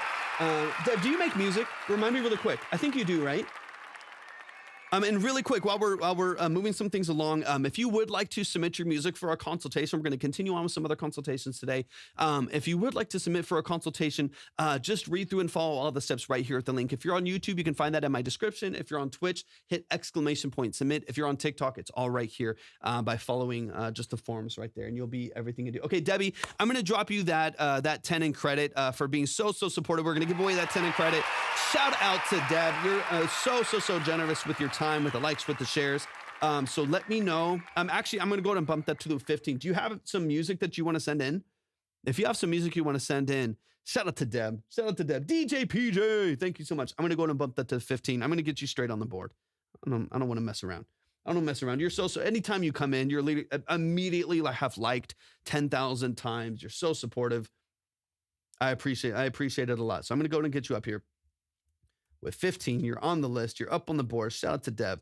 Show some love to the family. Like I always say, man, if y'all come in and you are a part of the community, you show up, you integrate well, and you understand kind of just the culture of what we're trying to do here at Track Talk. This is positive, informative culture that we have here, then we'll always want to make sure that y'all are taken care of. So shout out to Deb. I appreciate that so much. So Deb, you saw the steps on the screen. If you want to send in a song right there. We'll go straight into it. But yeah, if you would like to submit, anyone else does want to submit for a consultation, these are, as you maybe have seen, we spend a lot of time on the music. They tend to be about 20 to 30 minutes long. We go into the track multiple times to give specific and actionable feedback on the structure of your music. We want to get into the nuance and the details. This is not a quick review. There is no trash or pass or ratings or polls. It's strictly about offering tools and tips and actionable feedback to give you hopefully some insight on what could even just get your wheels spinning and polishing the structure of your music and making it more commercially viable, making it more impactful in the way that you structure things. So if that's interesting to you at all that information is at the link that I displayed earlier that you can find on Twitch, YouTube, or on TikTok, which we are live on now. Quick reminder as well that we are live on, will I go live tomorrow? Yes, I will go live tomorrow. It'll most likely be a little bit earlier in the afternoon, a little bit earlier. But quick reminder, we are live on Twitch and YouTube as well as TikTok. So if you would like to get the VODs as well. So the VODs are saved to Twitch for 2 weeks and they're saved on YouTube indefinitely. I'm also working on taking a couple of the live streams that we do and cutting down those VODs because they're a couple hours long typically. They're a couple hours long and sometimes it's nice to cut them down so you can easily find the artist and kind of the initial consultations that we do without having to go through all like the hour and a half of fluff that surrounds the actual song and the consultation. So we will be editing those down as well. I have one that's about to go live, maybe tomorrow morning if I can finish it tonight. It's just a lot of stuff to go through with all of the other stuff we're doing too. Okay, yeah, of course. I got you, Deb. Let me put it on a list right now. I got you. No worries at all. No worries at all. We'll always save it for you. We'll never listen without you. We'll never listen without you. So let me get this, let me get the line there. Boom, boom, boom. Not a problem at all. Let me go ahead and put it on my list here really quick so that I don't forget. Absolutely. Yeah. And come in tomorrow, Deb. Come in tomorrow and just let me know that you're here and we will, we'll throw you straight back up on the board. Give me 1 second just to pull up my list. Les said, if no one is sending in a song, can you just talk about synths for 30 minutes instead? Don't tempt me with a good time. Don't, Central Time. So that's what, is that 2 hours later? 2 hours later, I think, Pacific. Am I making that up? Don't tempt me with a good time, Les. All right, hold on. Let me get this list up here. Yeah, don't tempt me with a good time. All right, give me 1 second here so I can pull up, and let me get, okay, so you got 15 saved. Deb, I got you on the list. You're ready to go. So literally at any point, just hop in tomorrow and we'll get you straight back up on the board. DJ PJs, I'm in. Okay, 1 second. Shout out to Deb. Deb, I appreciate you so much. All right, let's get this back over here. And let me see real quick. DJ PJ. Random, I'm building up my studio. Do you recommend a MIDI keyboard? So the MIDI keyboard that I might be able to show. Hold on. I don't know if it's long. I don't know if my cable's long enough. Let's see. Boom, right here. This is the MIDI keyboard that I'm using right now. This is the Arturia Keylab Essential 61. They are semi-weighted keys. They're pretty light. Synthesized keys, but they do the job. The only reason why I have a 61 is because that's all my desk will fit. There's a rack underneath my desk that this slides into. It only fits up to like 70 keys, and in this case, 61 was the biggest that I could find that would fit the measurements of this. I've used this Arturia for probably about 3 years. I have right here behind me. In fact, I'll switch here. You can see it a little bit better. This one right here, this is a KeyStep Pro. Those are mini keys, but that is an Arturia MIDI controller as well and a sequencer. I use that sometimes. It's not routed right now, but I usually use this to sequence other synthesizers. So I'll run MIDI from that into, let's say, like, the Poly D or the Juno 106 or the DX21 so that I can sequence it from there. Kenneth, thank you for the follow. I appreciate you so much. Yeah, Arturia is great. I love Arturia. So I've used the Keylab 61 again right here. And this is, I'm going to say cheap. People sometimes get mad when I say cheap. Music is not cheap. So this is cheap compared to a lot of other ones. This is the 61.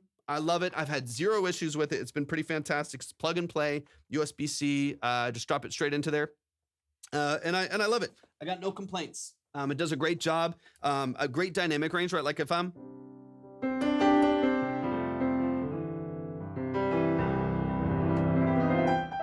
like, obviously I'm a pianist. I've been playing piano since I was 6 years old. So a lot of what I like to do is like piano based stuff, synthesizer, based stuff. And this is great. And like I showed you before, it does have, those are drum pads. It does have faders that you can use to control automation. You can kind of mix on and stuff like that. I don't really use it for that. I really just use it because if I'm doing synthesized stuff, I'm either just straight in the VST or I'm using what I have here because I have another rack of synths on the other side you can't see. Like I love using analog synthesis.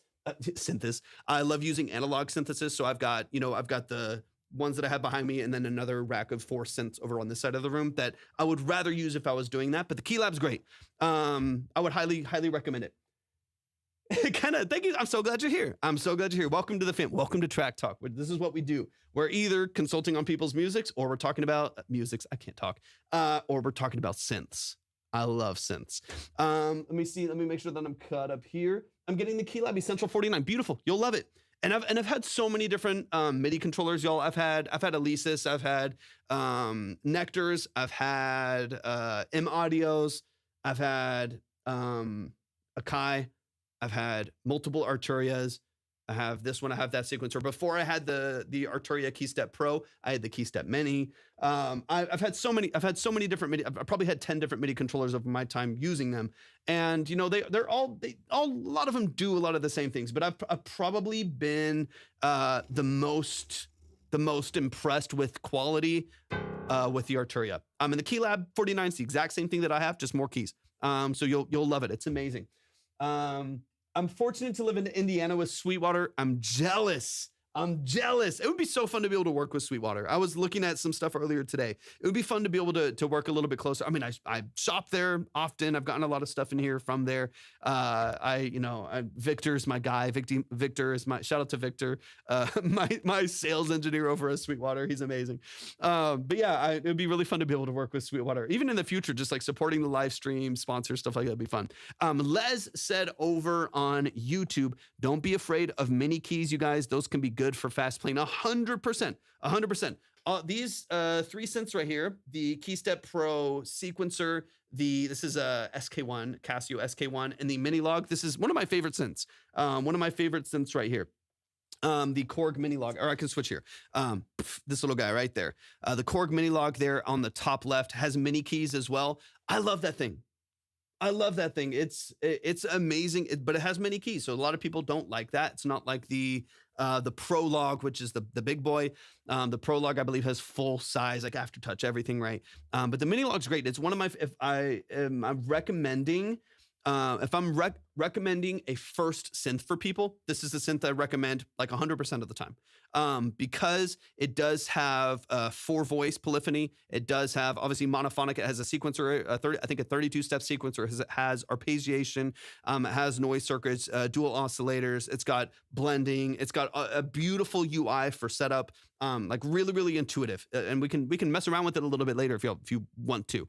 But it's got many keys. It's easy to play. It's got a great interface. You can save presets. It's got a bunch of built-in presets that are fantastic.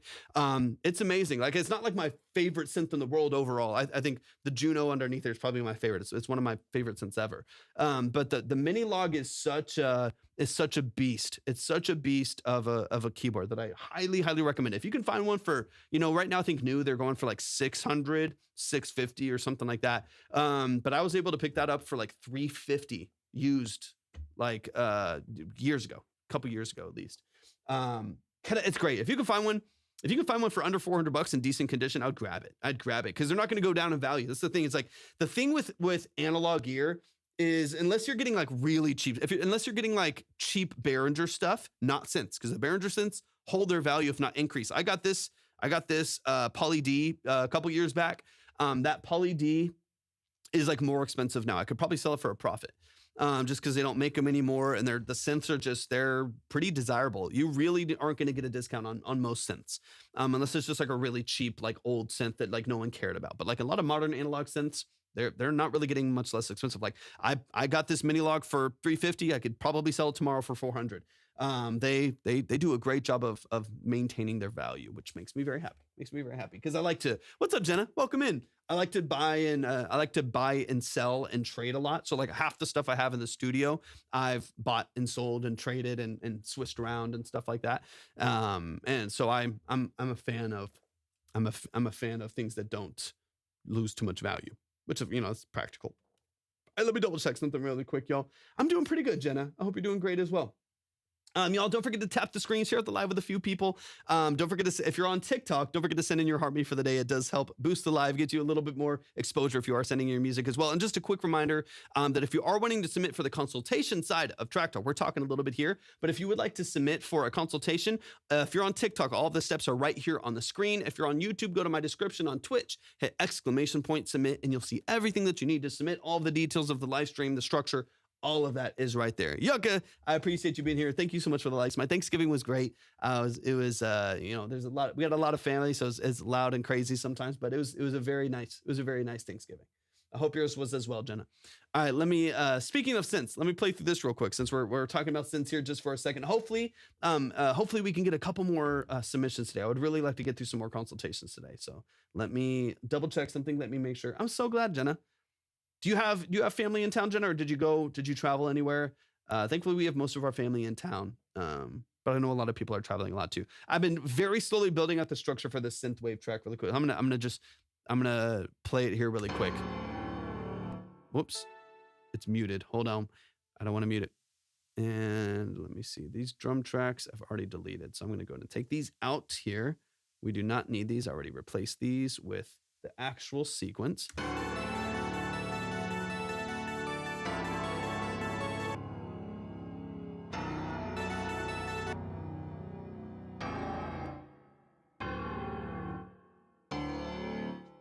Let's go ahead and I'm gonna go an octave up on these. Yeah, that's better.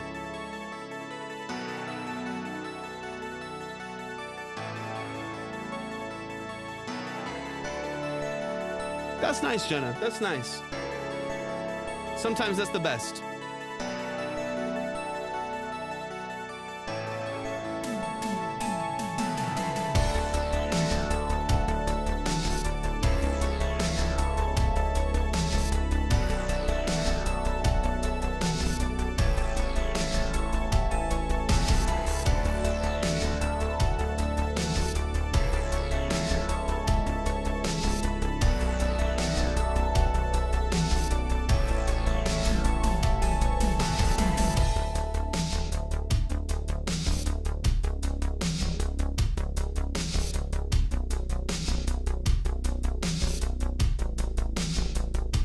Yeah, this is an interesting layer here. That's fun, Jenna. I like this. It's been a while since I've seen the parade. That's fun though. Charles Joiners in the building. Welcome in. Oh, Shipwreck. Wouldn't that be fabulous? Wouldn't that be so fabulous? I'm building a very large catalog of 80s stuff here really quick. So this is 2 layers of drum. So this is Roland. It's actually not a Linn drum. But this is kind of like a layer, I think, of like a live drum. And I want to say like a TR-707. So it's the 80s kit. If I'm not mistaken, there might be some Linn in there. Honestly, it kind of sounds like it. There might be some Linn in there. Some good old Roger Linn in there. But I'm pretty sure it's like a layered 707. Oh yeah, because you can see here. You can see here underneath, it's a TR-707 that's compressed as well. So I think some of these drums in here are based off of like a highly compressed and then chorused TR-707, which is great. I actually have, I'm not using on this particular one. I had it early on in the track, but I do have the TR-7. I want to just get a real one at some point in the future, but I do have the TR-707 plugin, which I love. The TR-707 plugin I use all the time for 80 stuff. Derek, welcome in. It's really, really fun to mess around with. I love it so much. So I'll play a little bit with that earlier, but it is the Roland Zenology based with the TR-707 compressed.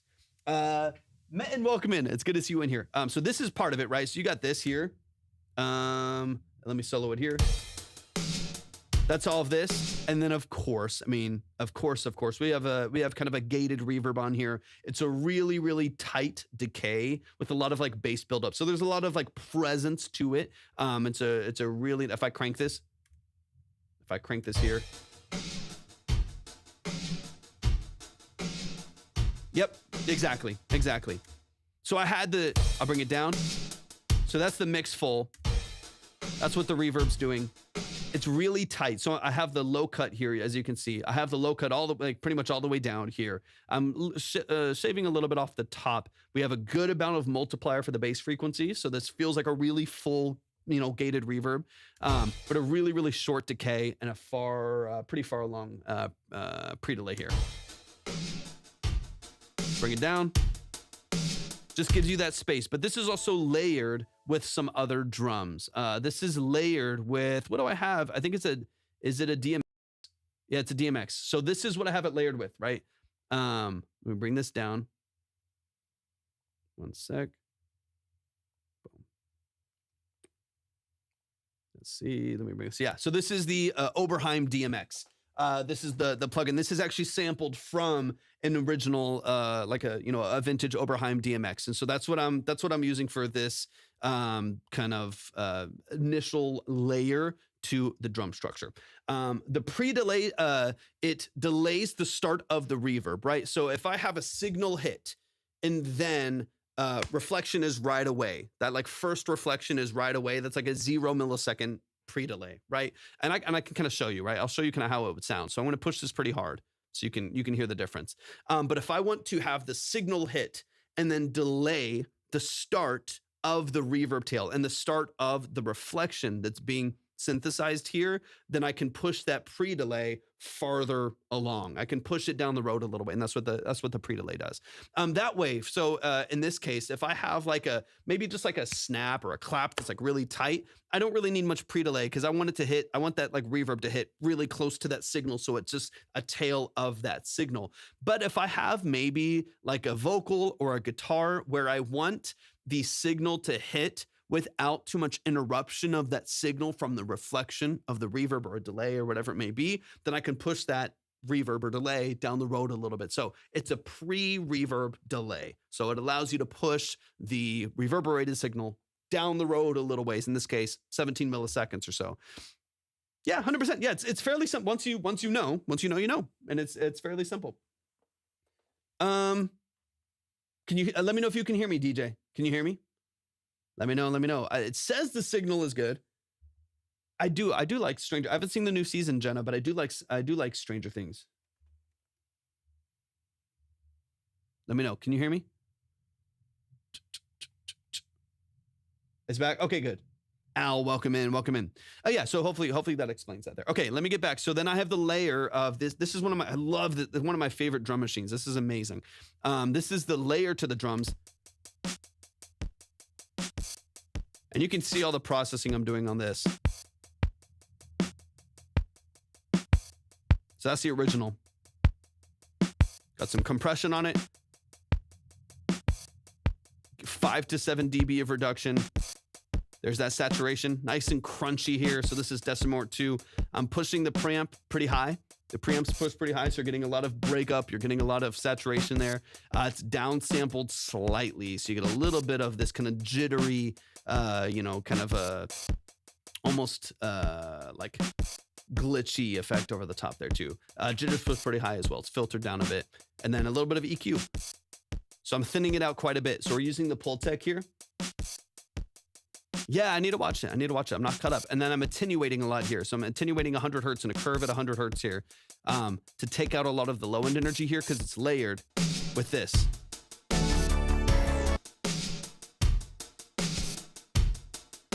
It's really light.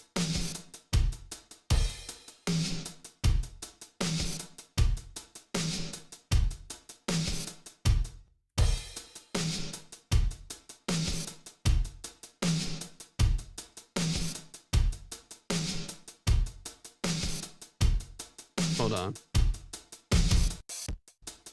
There we go. So I was like, why is it not cutting out? But yeah, you get all this energy there. Juno's handling the bass. Paired with Red, welcome back. Paired with Mini Moog. So the Mini Moog is taking care of all of that resonance.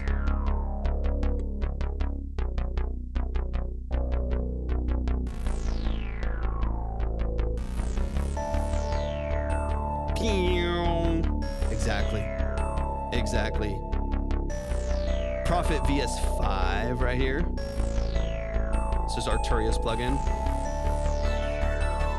Juno 106. And then Triton. This is a Triton LE underneath it. And all together. Dum dum.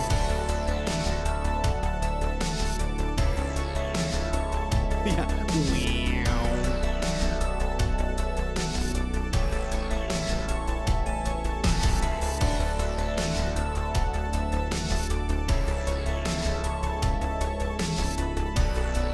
And then to just build structure, you can simply just pull a lot of those elements out.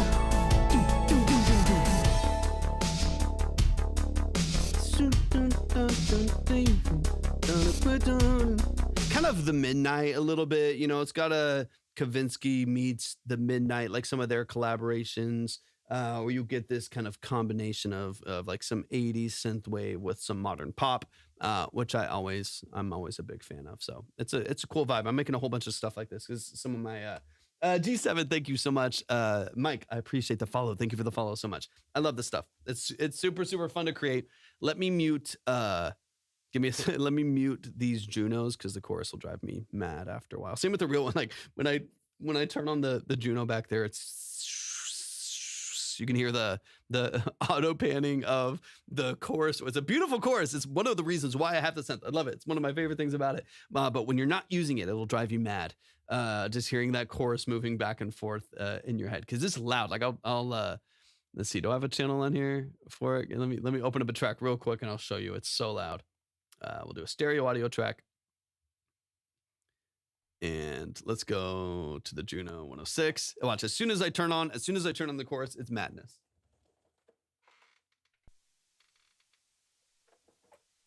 It's not, I mean, okay, that's not that bad. It's not that bad, but it's also not that loud right now. If you like compress that and push it forward, it's constant. And that's every single one does that. It's what it sounds like. But the trade-off is one of the most beautiful sounding synths in the world. It's amazing.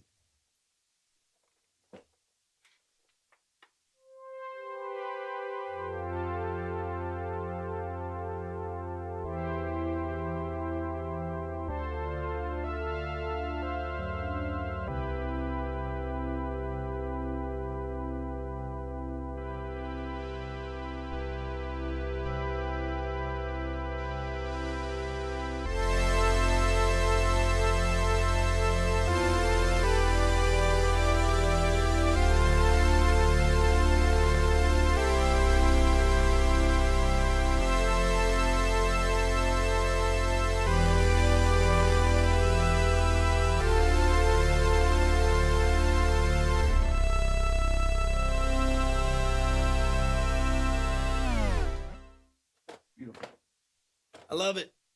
I love it. I love it. I love it. It's such a fun synth. All right. Yo, hold on. I'm getting wrapped up here. That my 30 minutes of synth talk is up. Yep. I'm gonna put it on the S4 got Juno chorus as well, and they also implement the noise. Yeah, and 100%. And now even like a lot of the, hey, thank you so much, Tribalist. I appreciate you a lot. I appreciate your time and energy here as well. Yeah, and even a lot of the plugins too, you can turn it off if you want to. Like I have the Juno 60 chorus plugin that I can add to anything that I have on there. I also have a Juno 60 guitar pedal plugin or guitar pedal that I can use to route to guitars or synths and stuff like that. Sounds beautiful. I love it. I think from TC Helicon or TC Electronics. And it sounds great too, but there's no noise. But yeah, and really quick, we're done with synth talk for just a moment. If anyone else would like to submit for a consultation, just let me know as well. I'm gonna throw up the rules for submission here, or the format for submission here. If you are interested at all in a 20 to 30 minute multiple listen deep dive breakdown of the structure of your music, from the mix and master, production elements, sound design, lyric and song structure, so on and so on, then definitely make sure that you follow this link and get yourself up on the board. I'll be on for just a little bit longer, so if you would like a submission tonight, definitely get yourself up on the board while you can. Let me mute this really quick so I don't have the Juno, like I was just saying, moving in my moving in my head right there. But if you would like to submit, these are long form consultations. It's not a quick review. It's a really detailed breakdown of the structure of your music. Like I said, from mix and master all the way through song structure and lyric formatting, stuff like that. So if you would like to get a professional second set of ears on your music, I would definitely make sure that you get yourself up on the board. And for those of you who don't know, if you haven't ever been here before, or maybe you're a little bit newer to the community, my name is Torvik. I am a full-time audio engineer, producer, and session musician. It's what I do for a living. It's what I've done for the last 13 plus years. I'm also a classically trained pianist. So if you are wanting to get into the details and the nuance of your music, that's what this live stream is all about. That's what my goal is. It's not a trash or pass space. It's not a roast here. It's not just a hype live and exposure live. There's other great places for that, but my goal is to get into the details of the music, get into the depths and talk through the really detailed structures of your music and hopefully offer some actionable feedback and some real value. So if that's interesting to you, if you're on TikTok, go to my profile, click on the link. If you're on YouTube, go to my description. On Twitch, hit ! Submit, and we'll get you on the board. Okay. Let's see. And make sure y'all are still tapping the screen. Share out the live with a few people. We're going to get those shares up again. We already did the giveaway. JR Steppa, welcome in. I hope you're doing amazing today. Welcome into the live stream. Keep tapping the screen. Share the live out with a few people. Let me see, Jenna. Just in the vein of what you're talking about, maybe we can do something until and then if I don't get anyone else, then we'll hop off probably in the next 15 minutes or so. Dun, dun, dun. Do. Can we vent about hating AI? Derek, please. I'm not even joking with you. I have thought, I don't know if I want to do that right now, but I have thought about doing an entire live that is just talking about that and bringing people on to argue about it. If that sounds fun, let me know. I don't know if I want to do that. I don't know if I want to do that, but I just got duped on a vocal performance from someone. They thought I couldn't pick up on an AI. In what context? In what context? Let's bring this back over here. Boom, boom, boom.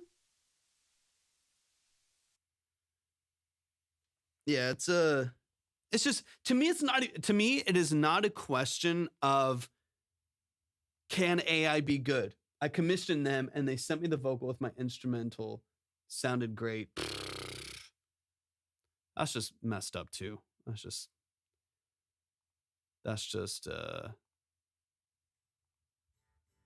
let's see.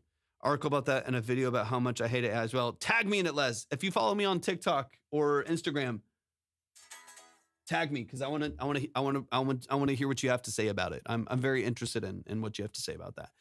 Let me plug in this guitar for I need to relabel these inputs. I need to relabel all of this, actually. A lot of this. Let's go arch type. No, there we go. Called him out. Yeah, no, dude, that's crazy. That's crazy. That someone would.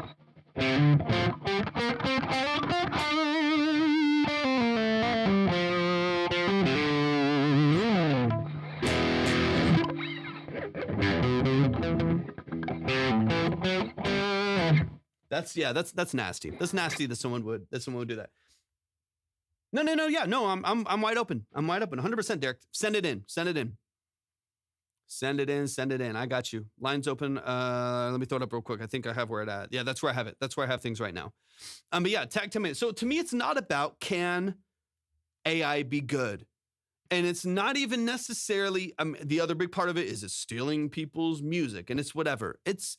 To me, it is so much more about certain levels of technological advancements being pointed in the wrong direction into the ways that, into the avenues that are artistic, creative, and fulfilling. So it's not even about like, can AI sound good? Sure.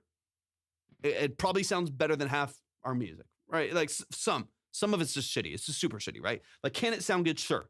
Can it trick people? Sure. There's viral songs right now. There's Billboard charting songs that are AI and that are getting caught and they're getting found out and they're getting removed from platforms. They're getting demonetized, whatever. But like, there's all this stuff happening. Right? It's not about can it be good. I just don't want AI to do that thing. You know what I mean? Like I wanted to improve medical procedures. I wanted to do my dishes. I wanted to improve, ways that we function in day-to-day life. What I don't see any inherent value in is AI robbing people that, can I send? Okay, sorry, I'm catching up on comments here too. Anyways, y'all get the idea. Maybe I'll talk more about this in the future. But to me, it just there's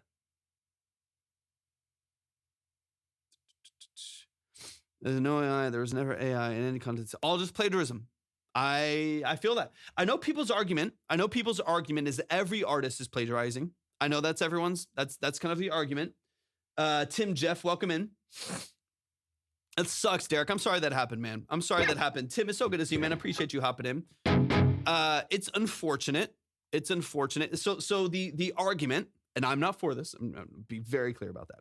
But the argument is that everything is plagiarism, right? So your voice is the culmination of all the artists that you like and the inspirations that you take, right?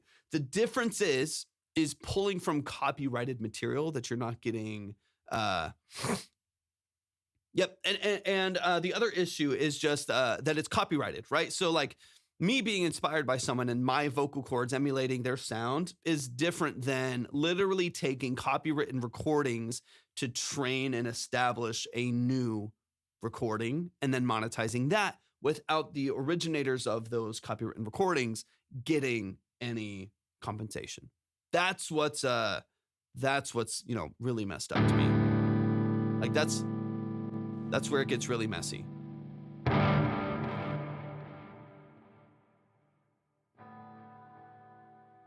Let's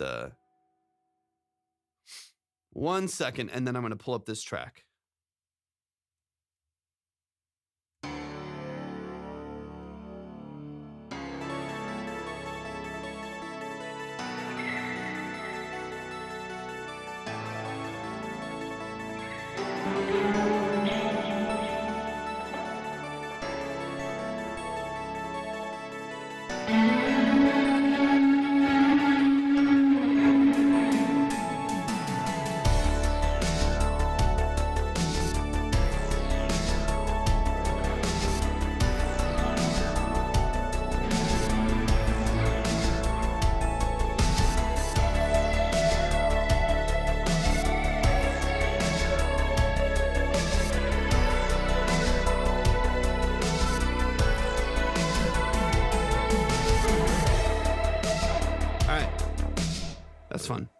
That's fun. All right, let's take this off and let's get into it.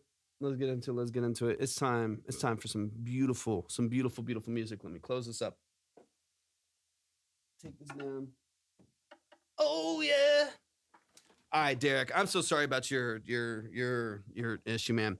The closest analogy is sampling. If I was to sample your piano from your songs and sell it as a piano plugin, right? Yep. Yep, of course. BG Nelson in the building. What's up, BG Nelson? Welcome in.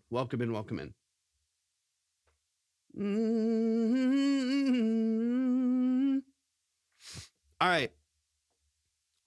Let's get into Derek's track here. Quick reminder, if you want a consultation, you can find all of the details in my description, in my profile, and by clicking !submit over on YouTube. Let's get into some music. Derek, give me some details. Let's dive in. I'm talking a lot too. This is Crucify, instrumental demo. Give me all of the beautiful details of this track, man. I'm excited to dive into it. Let's go. I'm excited, man. I don't think I've heard this. Is this the track? Is this the track that we're talking about right now? Evan, welcome in.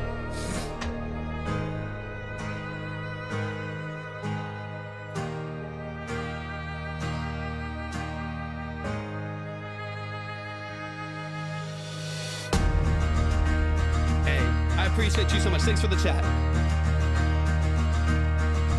Cool.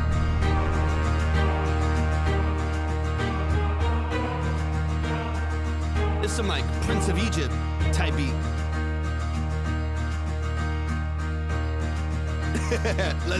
I'm back in.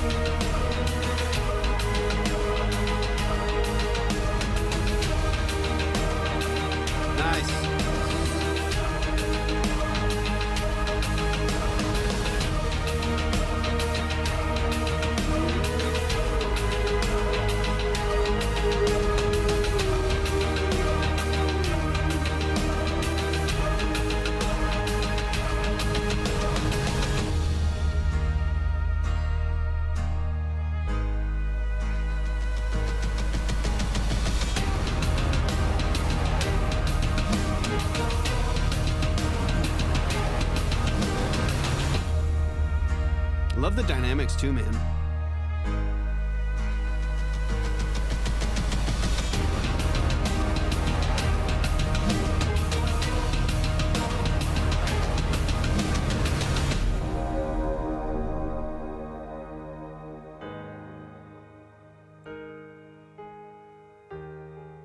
Powerful production, man.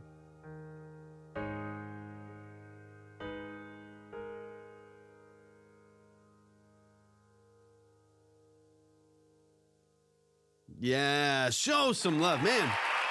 That is Derek Bennett. He produced and composed that.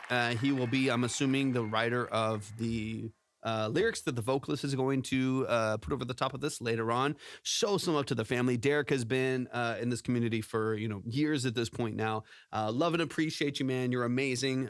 Just love your creativity and the amount that you have invested in just growth in your craft, man. You're amazing. So please show some love to Derek Bennett. They're over on TikTok right now. Show some love. Les on YouTube said needs an opera style female vocal on top. That'd be sick. That'd be amazing. I know Emmy.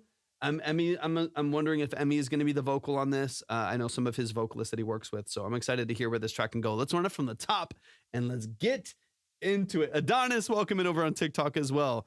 I'm excited. I'm excited for this. Y'all, show some love. Make sure that you're following Derek. Go stream his stuff on platforms too. Let's run it from the top.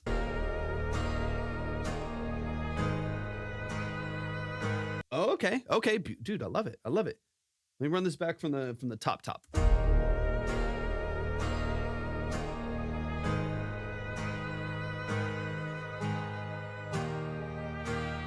I'm excited to hear.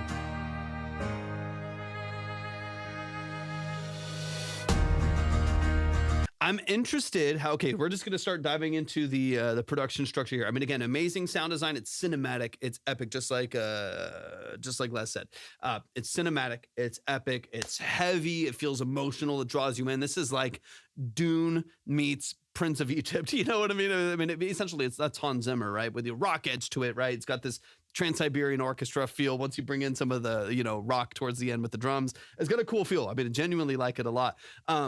This has a big wall of sound once you get into it. Now you have some breaks in it, right? You bring out drums and stuff and it comes down to some, still some fairly hard hitting elements. Like the acoustic is still pretty full. Even when it's not, the vocalist said some Celtic rock vibes. I feel it. I love it. I love it, man. It's really cool. I would see if you can't make the dynamics even more dramatic, at the very least at the intro right here. As soon as this comes in, it's already pretty big. It already feels pretty full. I'm curious if you couldn't pull away, either lighten the strum on the acoustic and have this a little bit. Let me run from the top really quick and kind of see.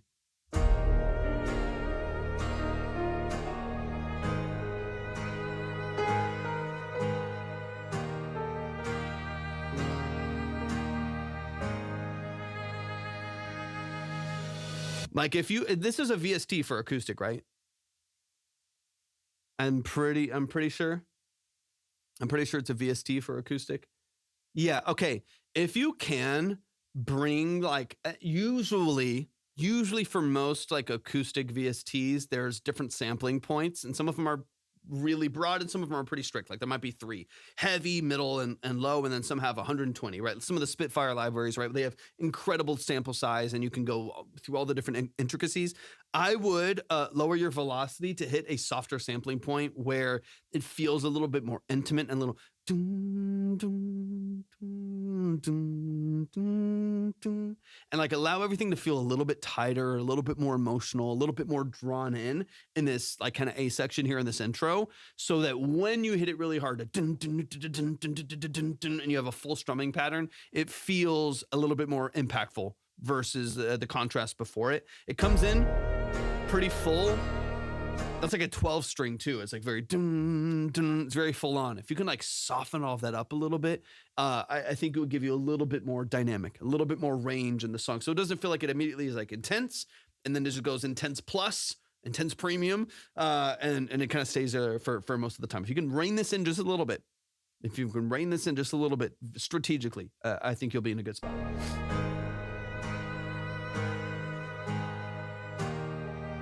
Maybe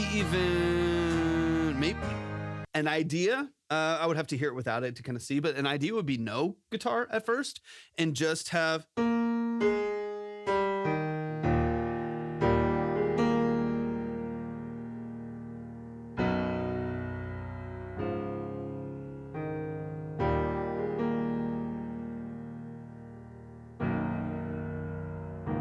Yeah, so it's off the. It's technically like a D sharp major, going over where the minor would be, right? So it's a D sharp minor technically, like that's like the key that you would be, but the accidental is that it starts on a D sharp major. Like that's a D sharp major, but you're technically following a progression in D sharp minor, but just main structure starting on the D sharp major. So what you could do is bring this down to just. Let me hear the pad in the beginning here, the strings. Boom. So it's a brass bram early on. So what if you just kind of kept it here? Let the piano do most of the work, piano and brass, and keep it a little bit lower.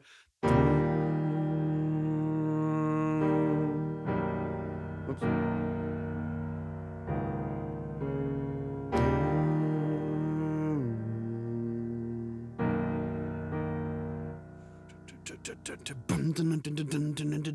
Like, and kind of build up from there. It's just almost like there's too much information too early. Also a taste thing, strictly a taste thing. It doesn't sound bad. What you have early on does not sound bad at all. It is intense, has a lot of energy, but to me, you just don't leave yourself a lot of room to grow. So I would maybe, my idea would be to leave the acoustic out of it until it comes in for the strumming pattern, and probably have an ethereal vocal in the background too. That to me is way better. That to me is way better. Sketch, welcome in. I would much prefer to have a vocal for the next part of my music learning journey. Let's go. Seriously, Sebastian, welcome in. I hope you're doing well. I appreciate you hopping in over on YouTube. It's good to see you. Yeah, so right now, over the D sharp major, I would much prefer for you to have a vocal structure over there that acts as a lead element ethereally. It's ambiance. It's set back with a lot of reverb. Then like a forward strum of the acoustic guitar, because the forward strum of the acoustic guitar gives you a lot of your space later on. It gives you a lot of your energy later on, 10 seconds later. So I do think that would be nice. No guitar sounds great. Perfect. Yeah. If you take guitar out and you leave this ethereal, so the D sharp major,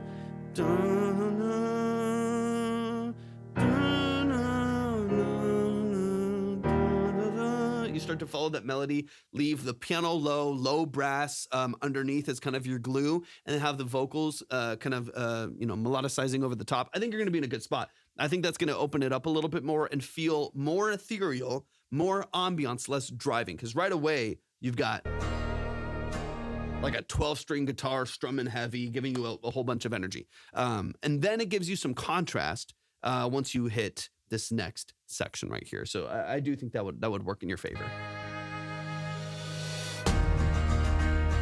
And then this sounds huge when this happens, right? This sounds super, super dynamic. So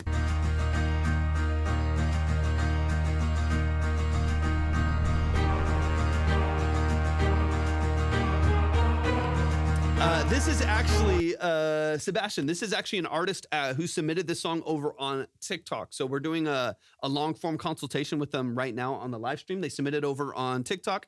Their name is Derek Bennett, and they produced and composed this entire track.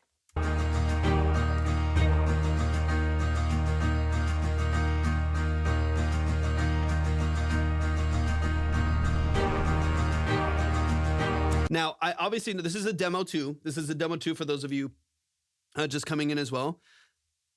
Oh, you're totally good, Sebastian. No worries at all. So yeah, I'll give you an overview really, really quickly. What we're doing here, we do long form consultations. So artists and producers and songwriters and musicians, they send in their music over the course of doing these live streams. And we do like a 30-minute consultation with them where we listen to the song multiple times. It could be an unreleased song. In this case, this is a production demo pretty early in its stages. There's no vocals yet. So they sent in a demo of their production. This isn't my production at all. They sent in a demo of their production. And so we're going to listen to the track multiple times. We're going to break down mix structure, production elements, sound design choices. If there's lyrics and vocals, we'll listen for vocal production, song and lyric formatting, stuff like that. So we just really get into the details of the song, spend 20 to 30 minutes per artist per song.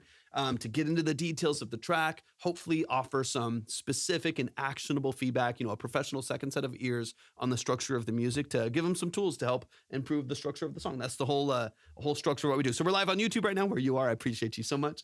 We're also on Twitch and we're also on TikTok. So some of these artists are sending in from different platforms. And if you're on TikTok and you would like to submit for a consultation, all of that's at my profile. If you click on the link there, if you're on Twitch, you can hit exclamation point submit. If you're on YouTube, you can go to my description and the link is right there. It'll give you all the details of at least the structure of the live, even if you don't want to submit right now. No, you're totally good. That's what we're here for. It's track talk. We're not rushing through anything. I came from a beat battle production and very competitive for my first year learning. And now that I feel like that part's done, let's go. I love that. That's what, well, welcome to the family, Sebastian. I'm so glad you're here. I appreciate you tapping into the stream. Don't worry about interrupting. I get interrupted constantly and I'm ADHD. So my brain's going to be all over the place regardless. So it's not your fault. You can blame my brain. Derek said, my mind was set on Gladiator when I wrote this. Okay, beautiful. Yeah, and this is an early demo, so I'm not too worried about the mix. This will be sent to an engineer that I know is going to bounce a lot out. What I will say is you are kind of reaching the peak with a lot of these elements. So once everything comes in, percussion, your low synthesis, your piano, you have your drones on your piano right there as well. Choral elements come in as well. Once all of that comes in, you're kind of at your peak. You're clipping already. You're already kind of or even if you're not clipping, you're soft clipping and you're hitting some of the limitations of your compression.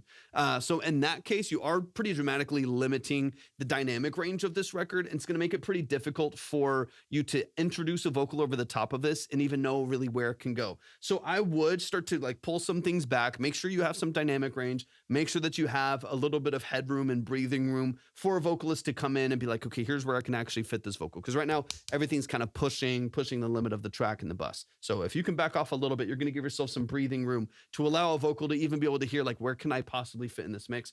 Otherwise they're going to have to unmaster production by 8 dB just to even get into a place where they can kind of hear where their vocal would set over something like this. I appreciate you. I am excited to hear what you're able to do with this, so it's really cool.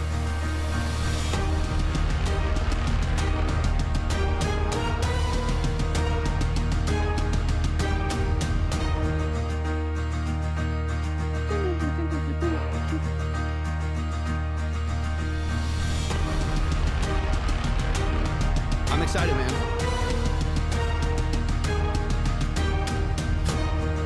So even here, everything's so compressed, right? And so forward that I want, this over the D sharp,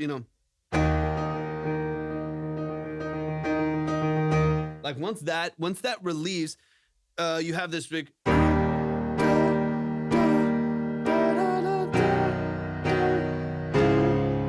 then everything pulls back. I would love for that to feel more dramatic too, because the acoustic and the piano is so loud and so forward in its velocity that again, you don't get a lot of a breath. I want it to feel huge dun dun dun dun dun dun dun, and then and then hit hard, and then whoops.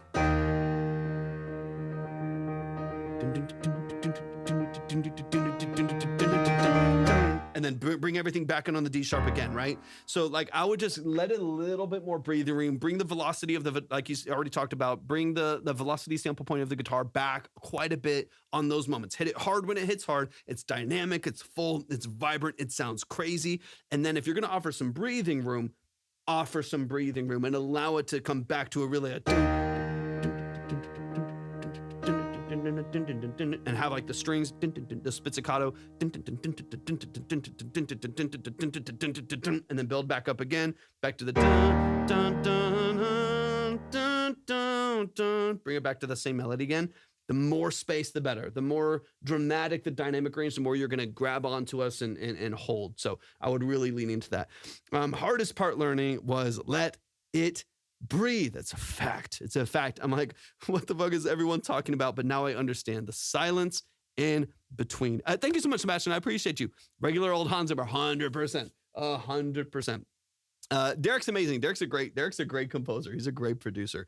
But the space matters so much. So much of the magic happened in the space or in the contrast from there being space, right? I'm a big fan of cinematic work that is a wall of sound and it's brassy and it's synthesizer. This is something Hans Zimmer does really well. The collaboration between organic instrumentation and synthesis is pretty phenomenal.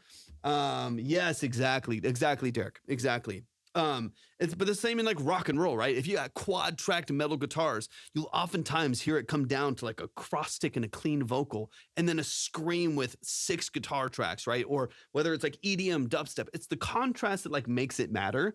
So if you don't have like really clean contrast, then the wall of sound doesn't matter. You for that wall of sound to matter, you need to have space, you need to have ambiance, you need to have contrast from that. Otherwise it just gets noisy. And noisy isn't enjoyable to listen to unless it has a contrast and you can go crazy for a second and then you let off the gas, you let people breathe, let their ears relax for a second, and then you create another dynamic punch. Where is this Derek and how may I acquire one? Derek is on TikTok. Or Derek, I don't know if you have, sometimes Derek's on YouTube. Derek, I don't know if you have YouTube open or not, but if Derek, if you want to hop on, we got Sebastian over on YouTube is loving what you're doing. And he needs him a Derek. He needs him a Derek Bennett for production. All right, let's keep it going. But the biggest thing that I'm hearing here is optimizing velocity ranges. It's optimizing your dynamic range between your guitars and between like your string and piano elements to make sure that this really flows. Intro specifically, but also in your transitions in between these really hard sections here. This is beautiful, man. It's a great production though.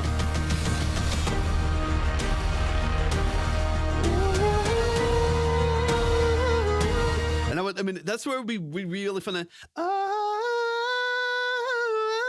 like hearing like a big, I know you already have some vocals coming in, but like that's the range, right? That's the range over the top, right? Of having that really dynamic hit. There's Derek Bennett over on YouTube. Shout out to Derek. Right there, Sebastian. Right over there on YouTube. Living Cat, if you would like to submit, I'm gonna throw it up on the screen just really quick here. If you would like to submit over on TikTok, just follow the steps that are right here on the screen and we'll get you up for a consultation. I appreciate you being here so much. Welcome in, welcome in. But yeah, there's Derek Bennett over on YouTube as well. I appreciate you for hopping over, man.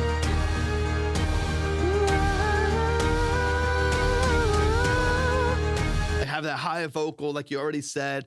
Some nice, like, you know, natural minor movements and stuff right there that you can really move through the top dynamics of this track here, and then suck the air out of the room when you get into your low dynamic moments, dude. It'll be fantastic. It'll be fantastic. Kat, thank you so much. Thank you for the follow. I appreciate that.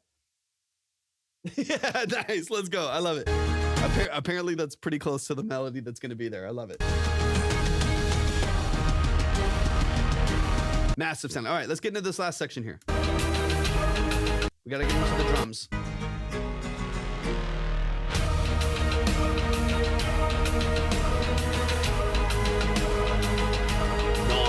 Nice. I know, right? I don't know. Either I go like straight Aussie or country. Just my brain stops working and it's like, that sounds nice. I'm like, wait, what are we doing here? What are we talking about?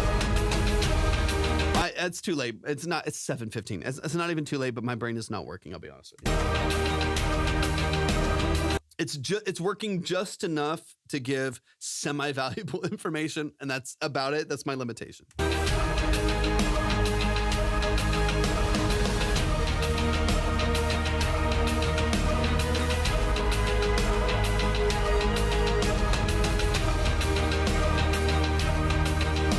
I would too. So you have this beautiful high melody. I would match that melody with piano too, with a bunch of reverbs. There's so many stacks of drums and stuff. Dude, I love it. Dude, fantastic. Love it. It's super impactful.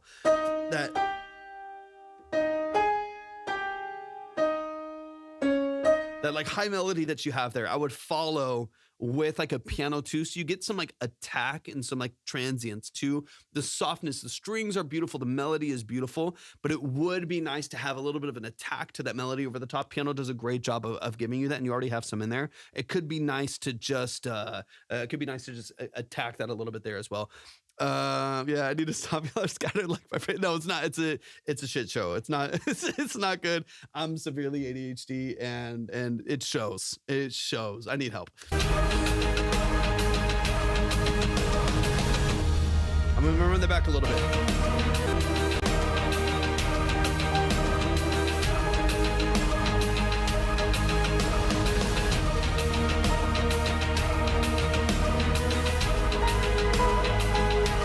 so it would just be here over the top, right? Bring in a piano like at the top right here.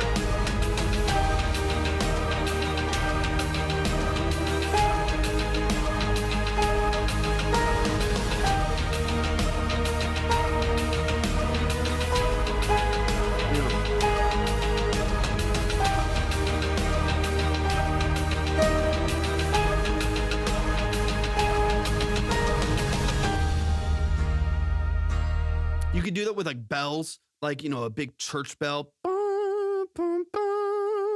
Same with, you know, having this.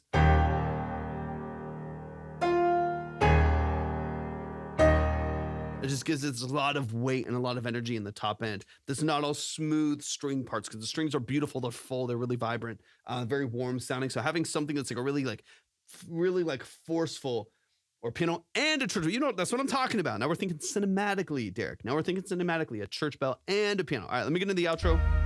Shout out to Derek for sending this in.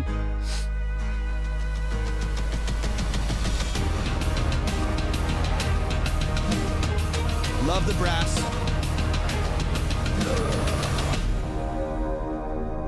I feel that, Sebastian. I like that. The Glockenspiel. Like this melody right here, just copy the high melody of this up an octave or two and add a bell over the top of it with a bunch of reverb, and you've got.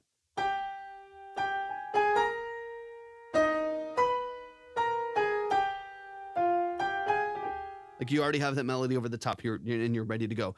Y'all, give it up one time for the family.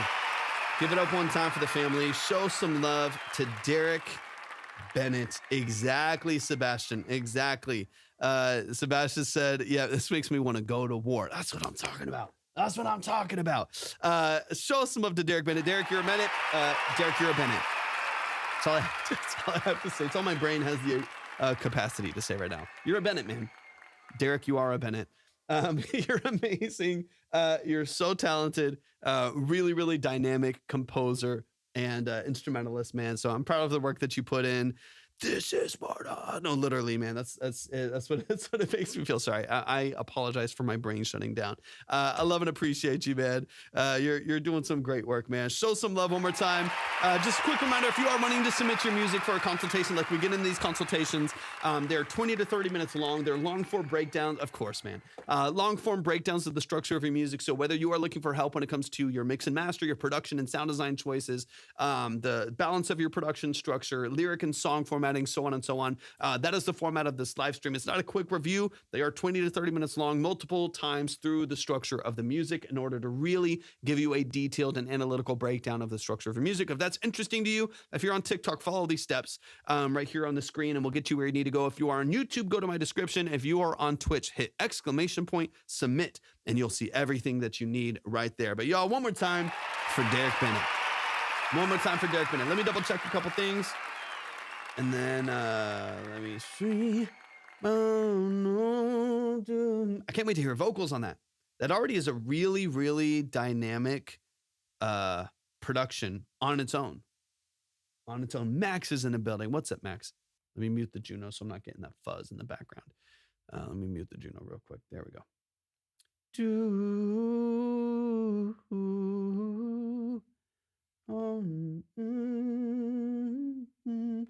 All right, let me see something real quick. Give me one moment, y'all. But y'all, amazing. Derek, you're phenomenal, man. I appreciate you so much.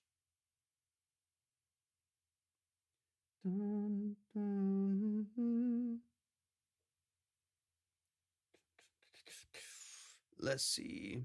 Sebastian, I appreciate you. I appreciate you hanging out with us for a little bit, man. Talk to me about the beat battle. How did that go? That was on YouTube as well.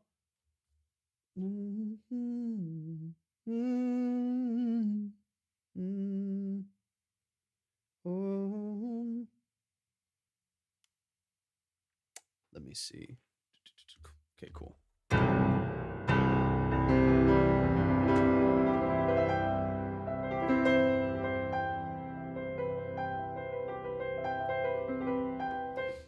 All right, so while I'm waiting on a few things, I'll probably If we don't get any more consultations tonight, I'll probably hop on and hop off in the next 7 minutes or so. If we don't get any more consultations, so while I'm waiting, I'm going to do something here real quick.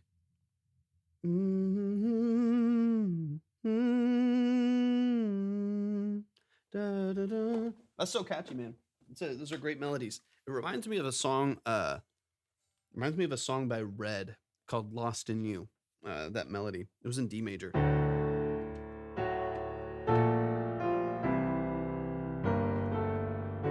think that was the progression, something like that. All right, let me.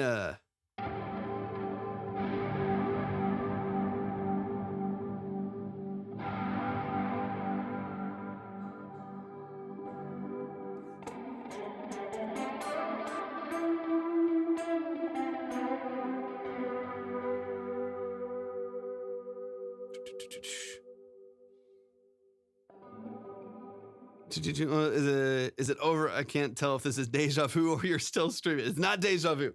It's not. I'm still streaming. I'm still streaming. I'm just taking a moment before potentially getting into another consultation to mess with this track, or if not, then I'll hop off in the next 7 minutes or so. I try going over to the stream.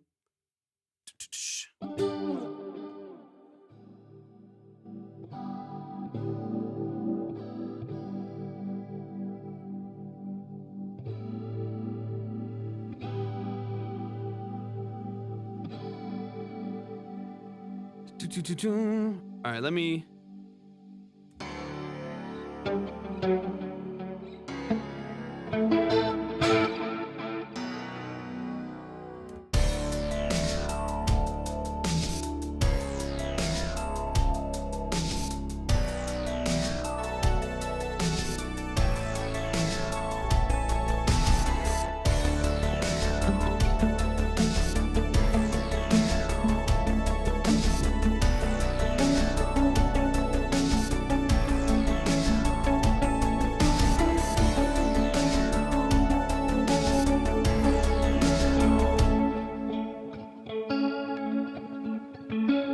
A lot cleaner here. So let's bring this down.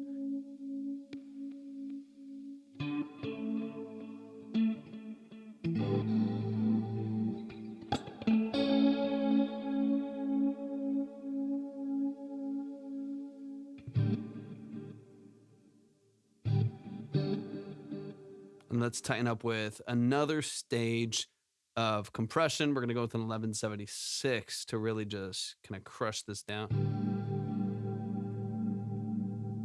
Let's go a mid to fast attack.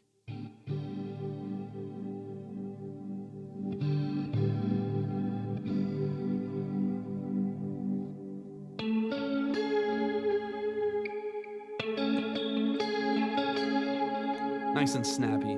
Nice and snappy.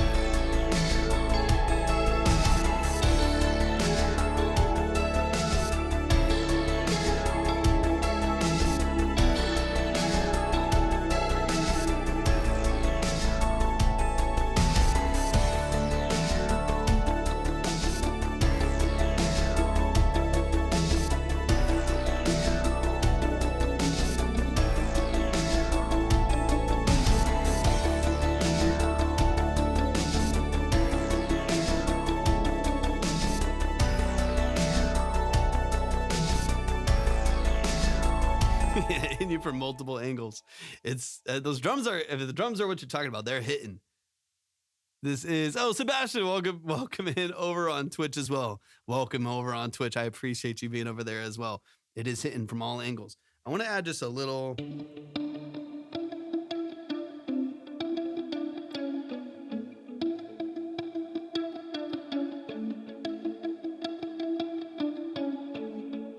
So let me set up this delay to be a little bit more conducive for that. So we might not. And then I'm going to hop off here probably in just a few minutes, y'all. Just a few minutes.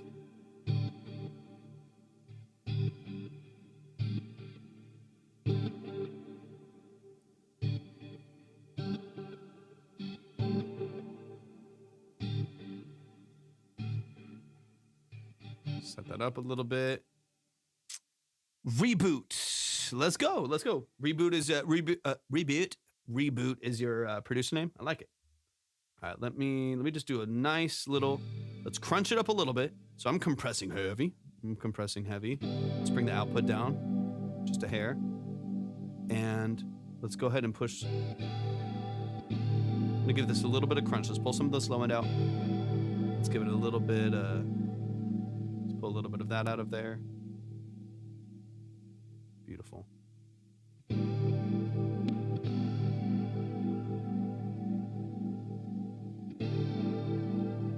Should do the trick.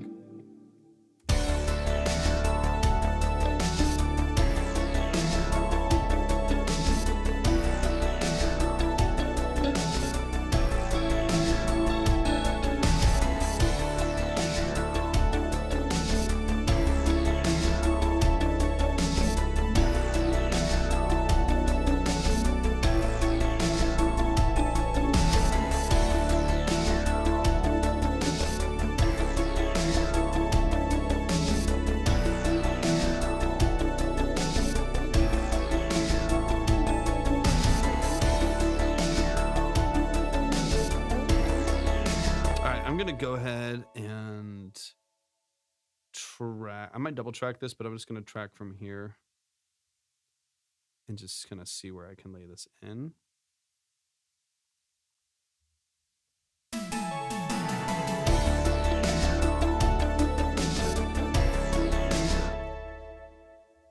Hold on. Let's back it up a notch.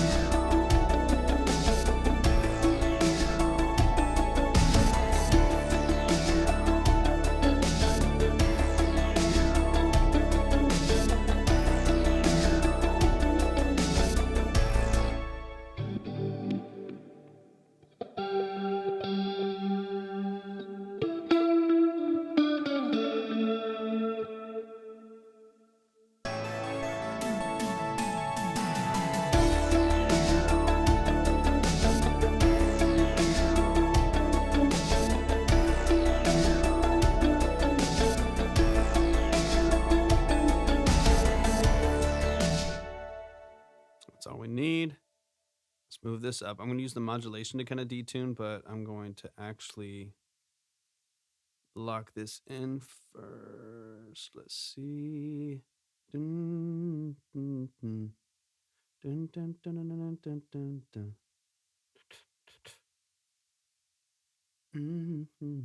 dun.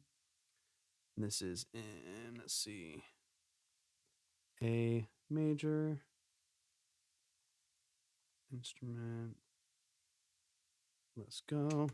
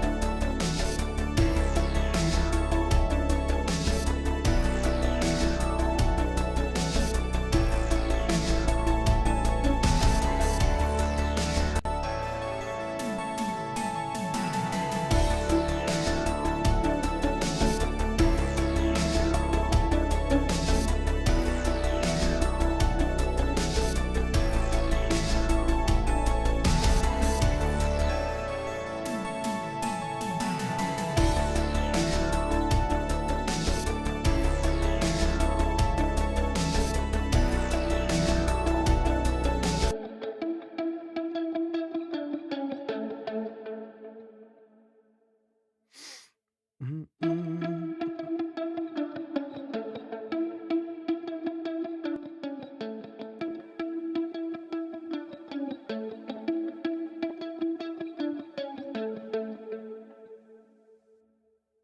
what I want.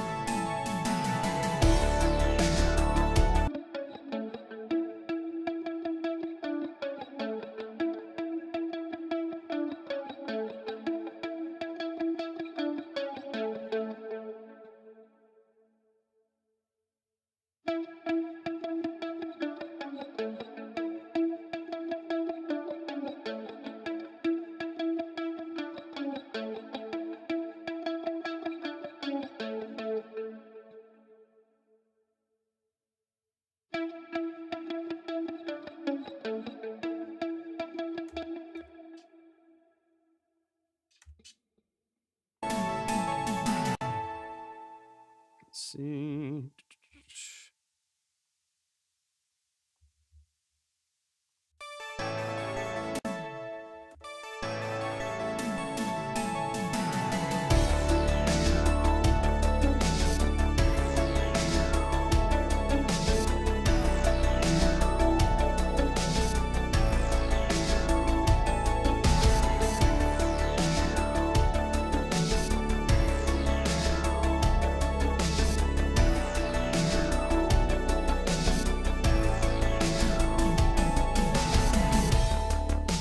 What's up, Derek? Welcome in.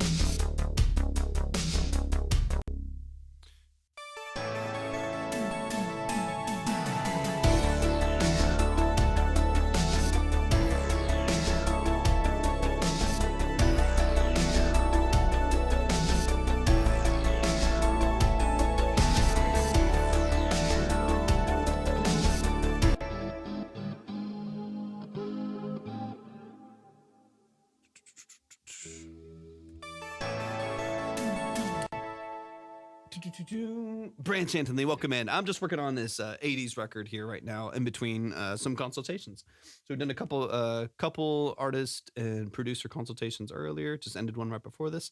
And right now I'm working on laying out some guitar tracks for this kind of 80s pop, 80s synthwave kind of a record we're working on here. So I'm going to go ahead and double track this guitar.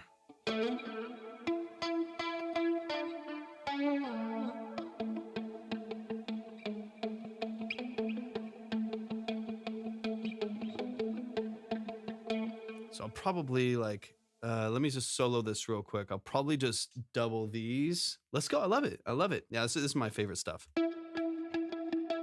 So I'm going to double track this. So let's go ahead and pan this left. Open this one up right.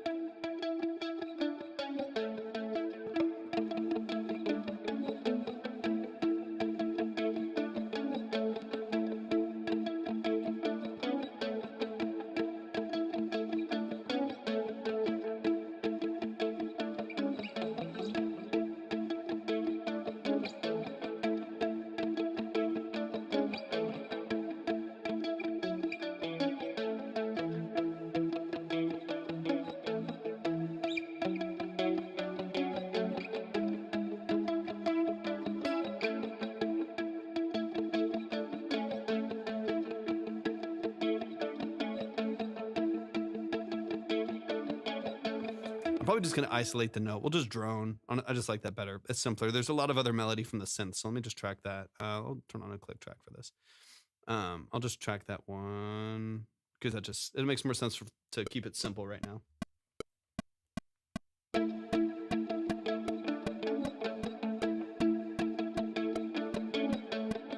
going to open that up a little bit more on the mute.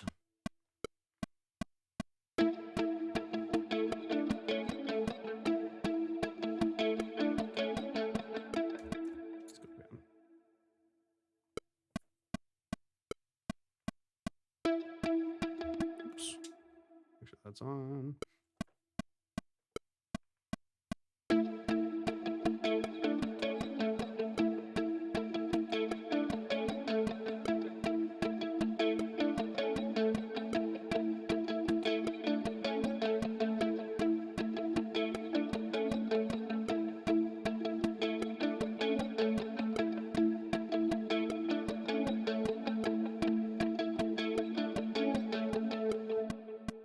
Beautiful, beautiful. Okay, now that we have that double tracked, I'm going to copy this down.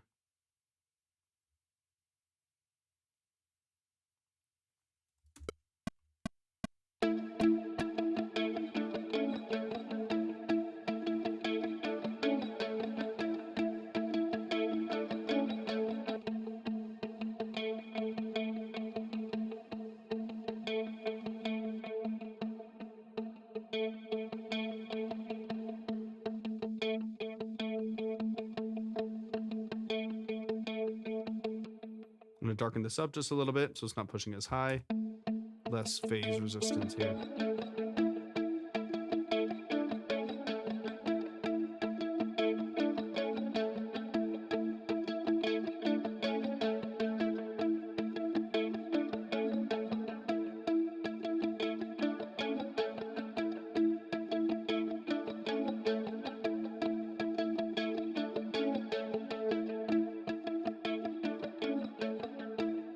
Let's bring in this bass. Nope, not that.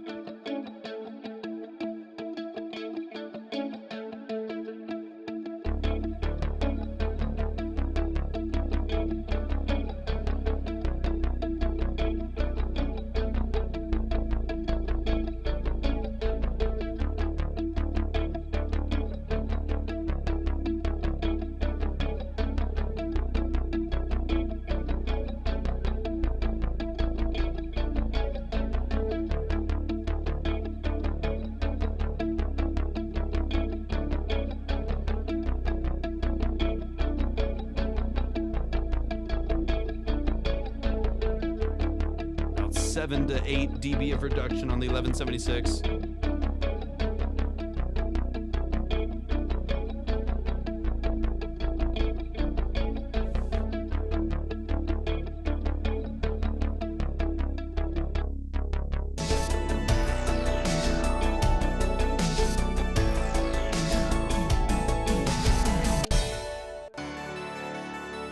Here we go.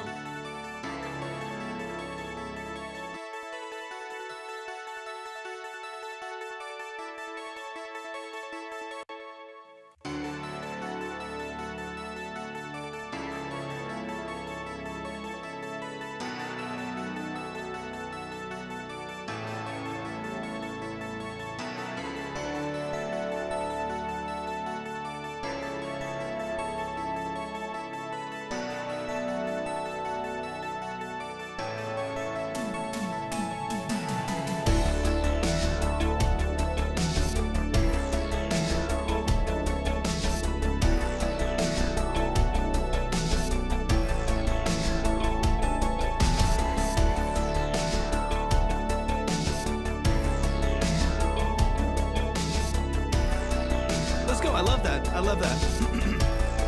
So you make a lot of like 80s synthwave kind of stuff. It's my favorite. I love it. Let me bring in a little bit. This is going to end up acting. It's different signals doing different things and different EQ curves. So it's going to end up still acting as like a stereo reverb on these. So I'm going to bring these guitars back in. Yeah, that's better. A little softer sounding. Let's push the gain on our B signal.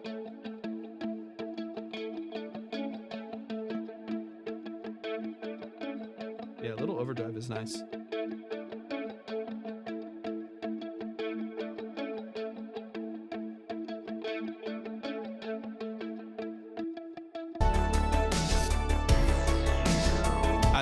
It's my favorite. I love it so much.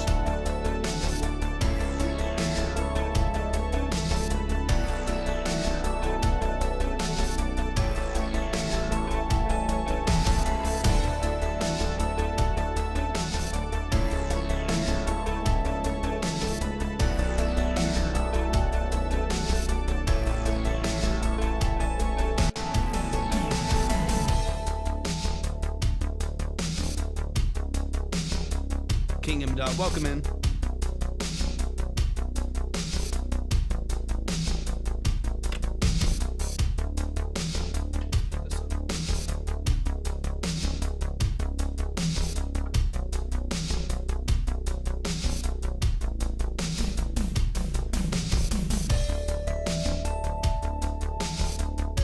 Bring in the left guitar there and then double up for the hook.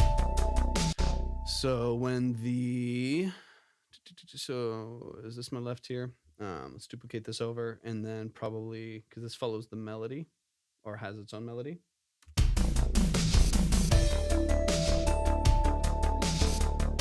Yeah, nice.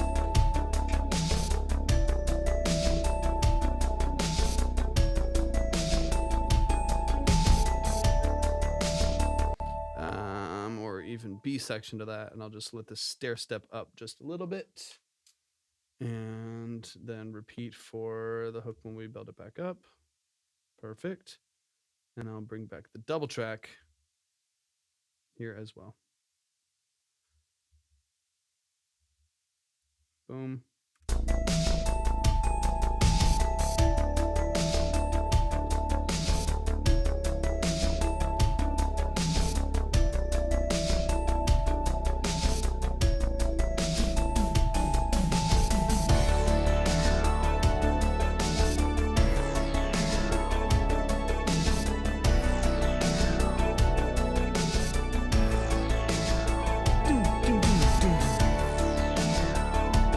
Get the Zenology. I want to turn on the drums here. Wait,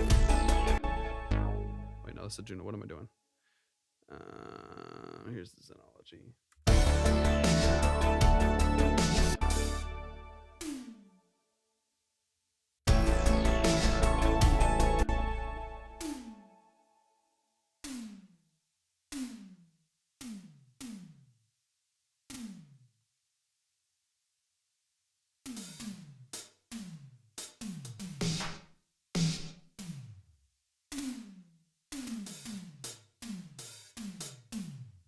So center, block here.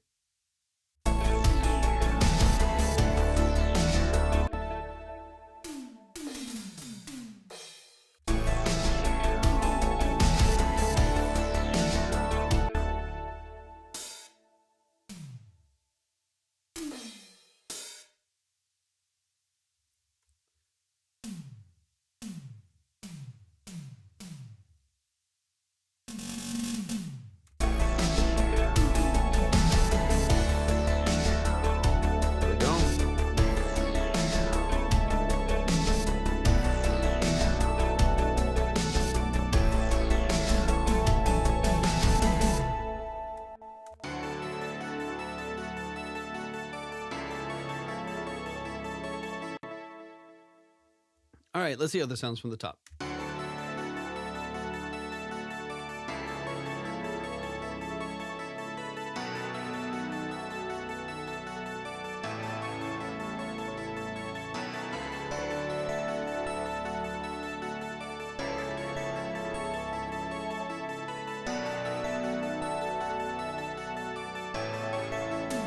Actually, hold on.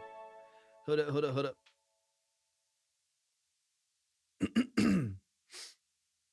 Forbidden, welcome in. All right, now let's see what it sounds like from the top. I still have a bit of work I need to do on this, quite a bit actually, and then we'll decide if we're going to do something instrumental or add some vocals.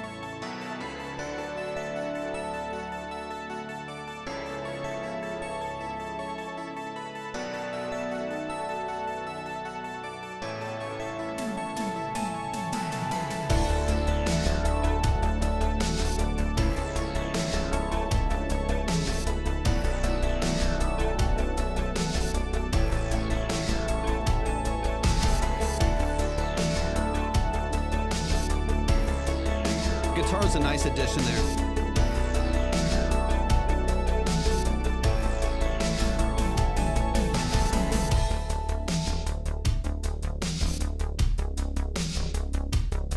Got 2 layers of drums, highly compressed TR-707, and an Oberheim DMX layered to give us that fullness. One is hyper compressed, one is super distorted, and they're layered to give us that fullness.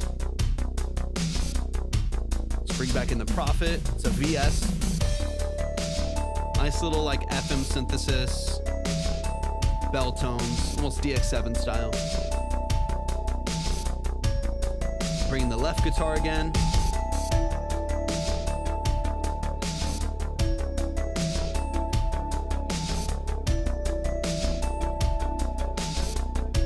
Hell yeah. All in. Mini Moog and Juno for the bass. Woo.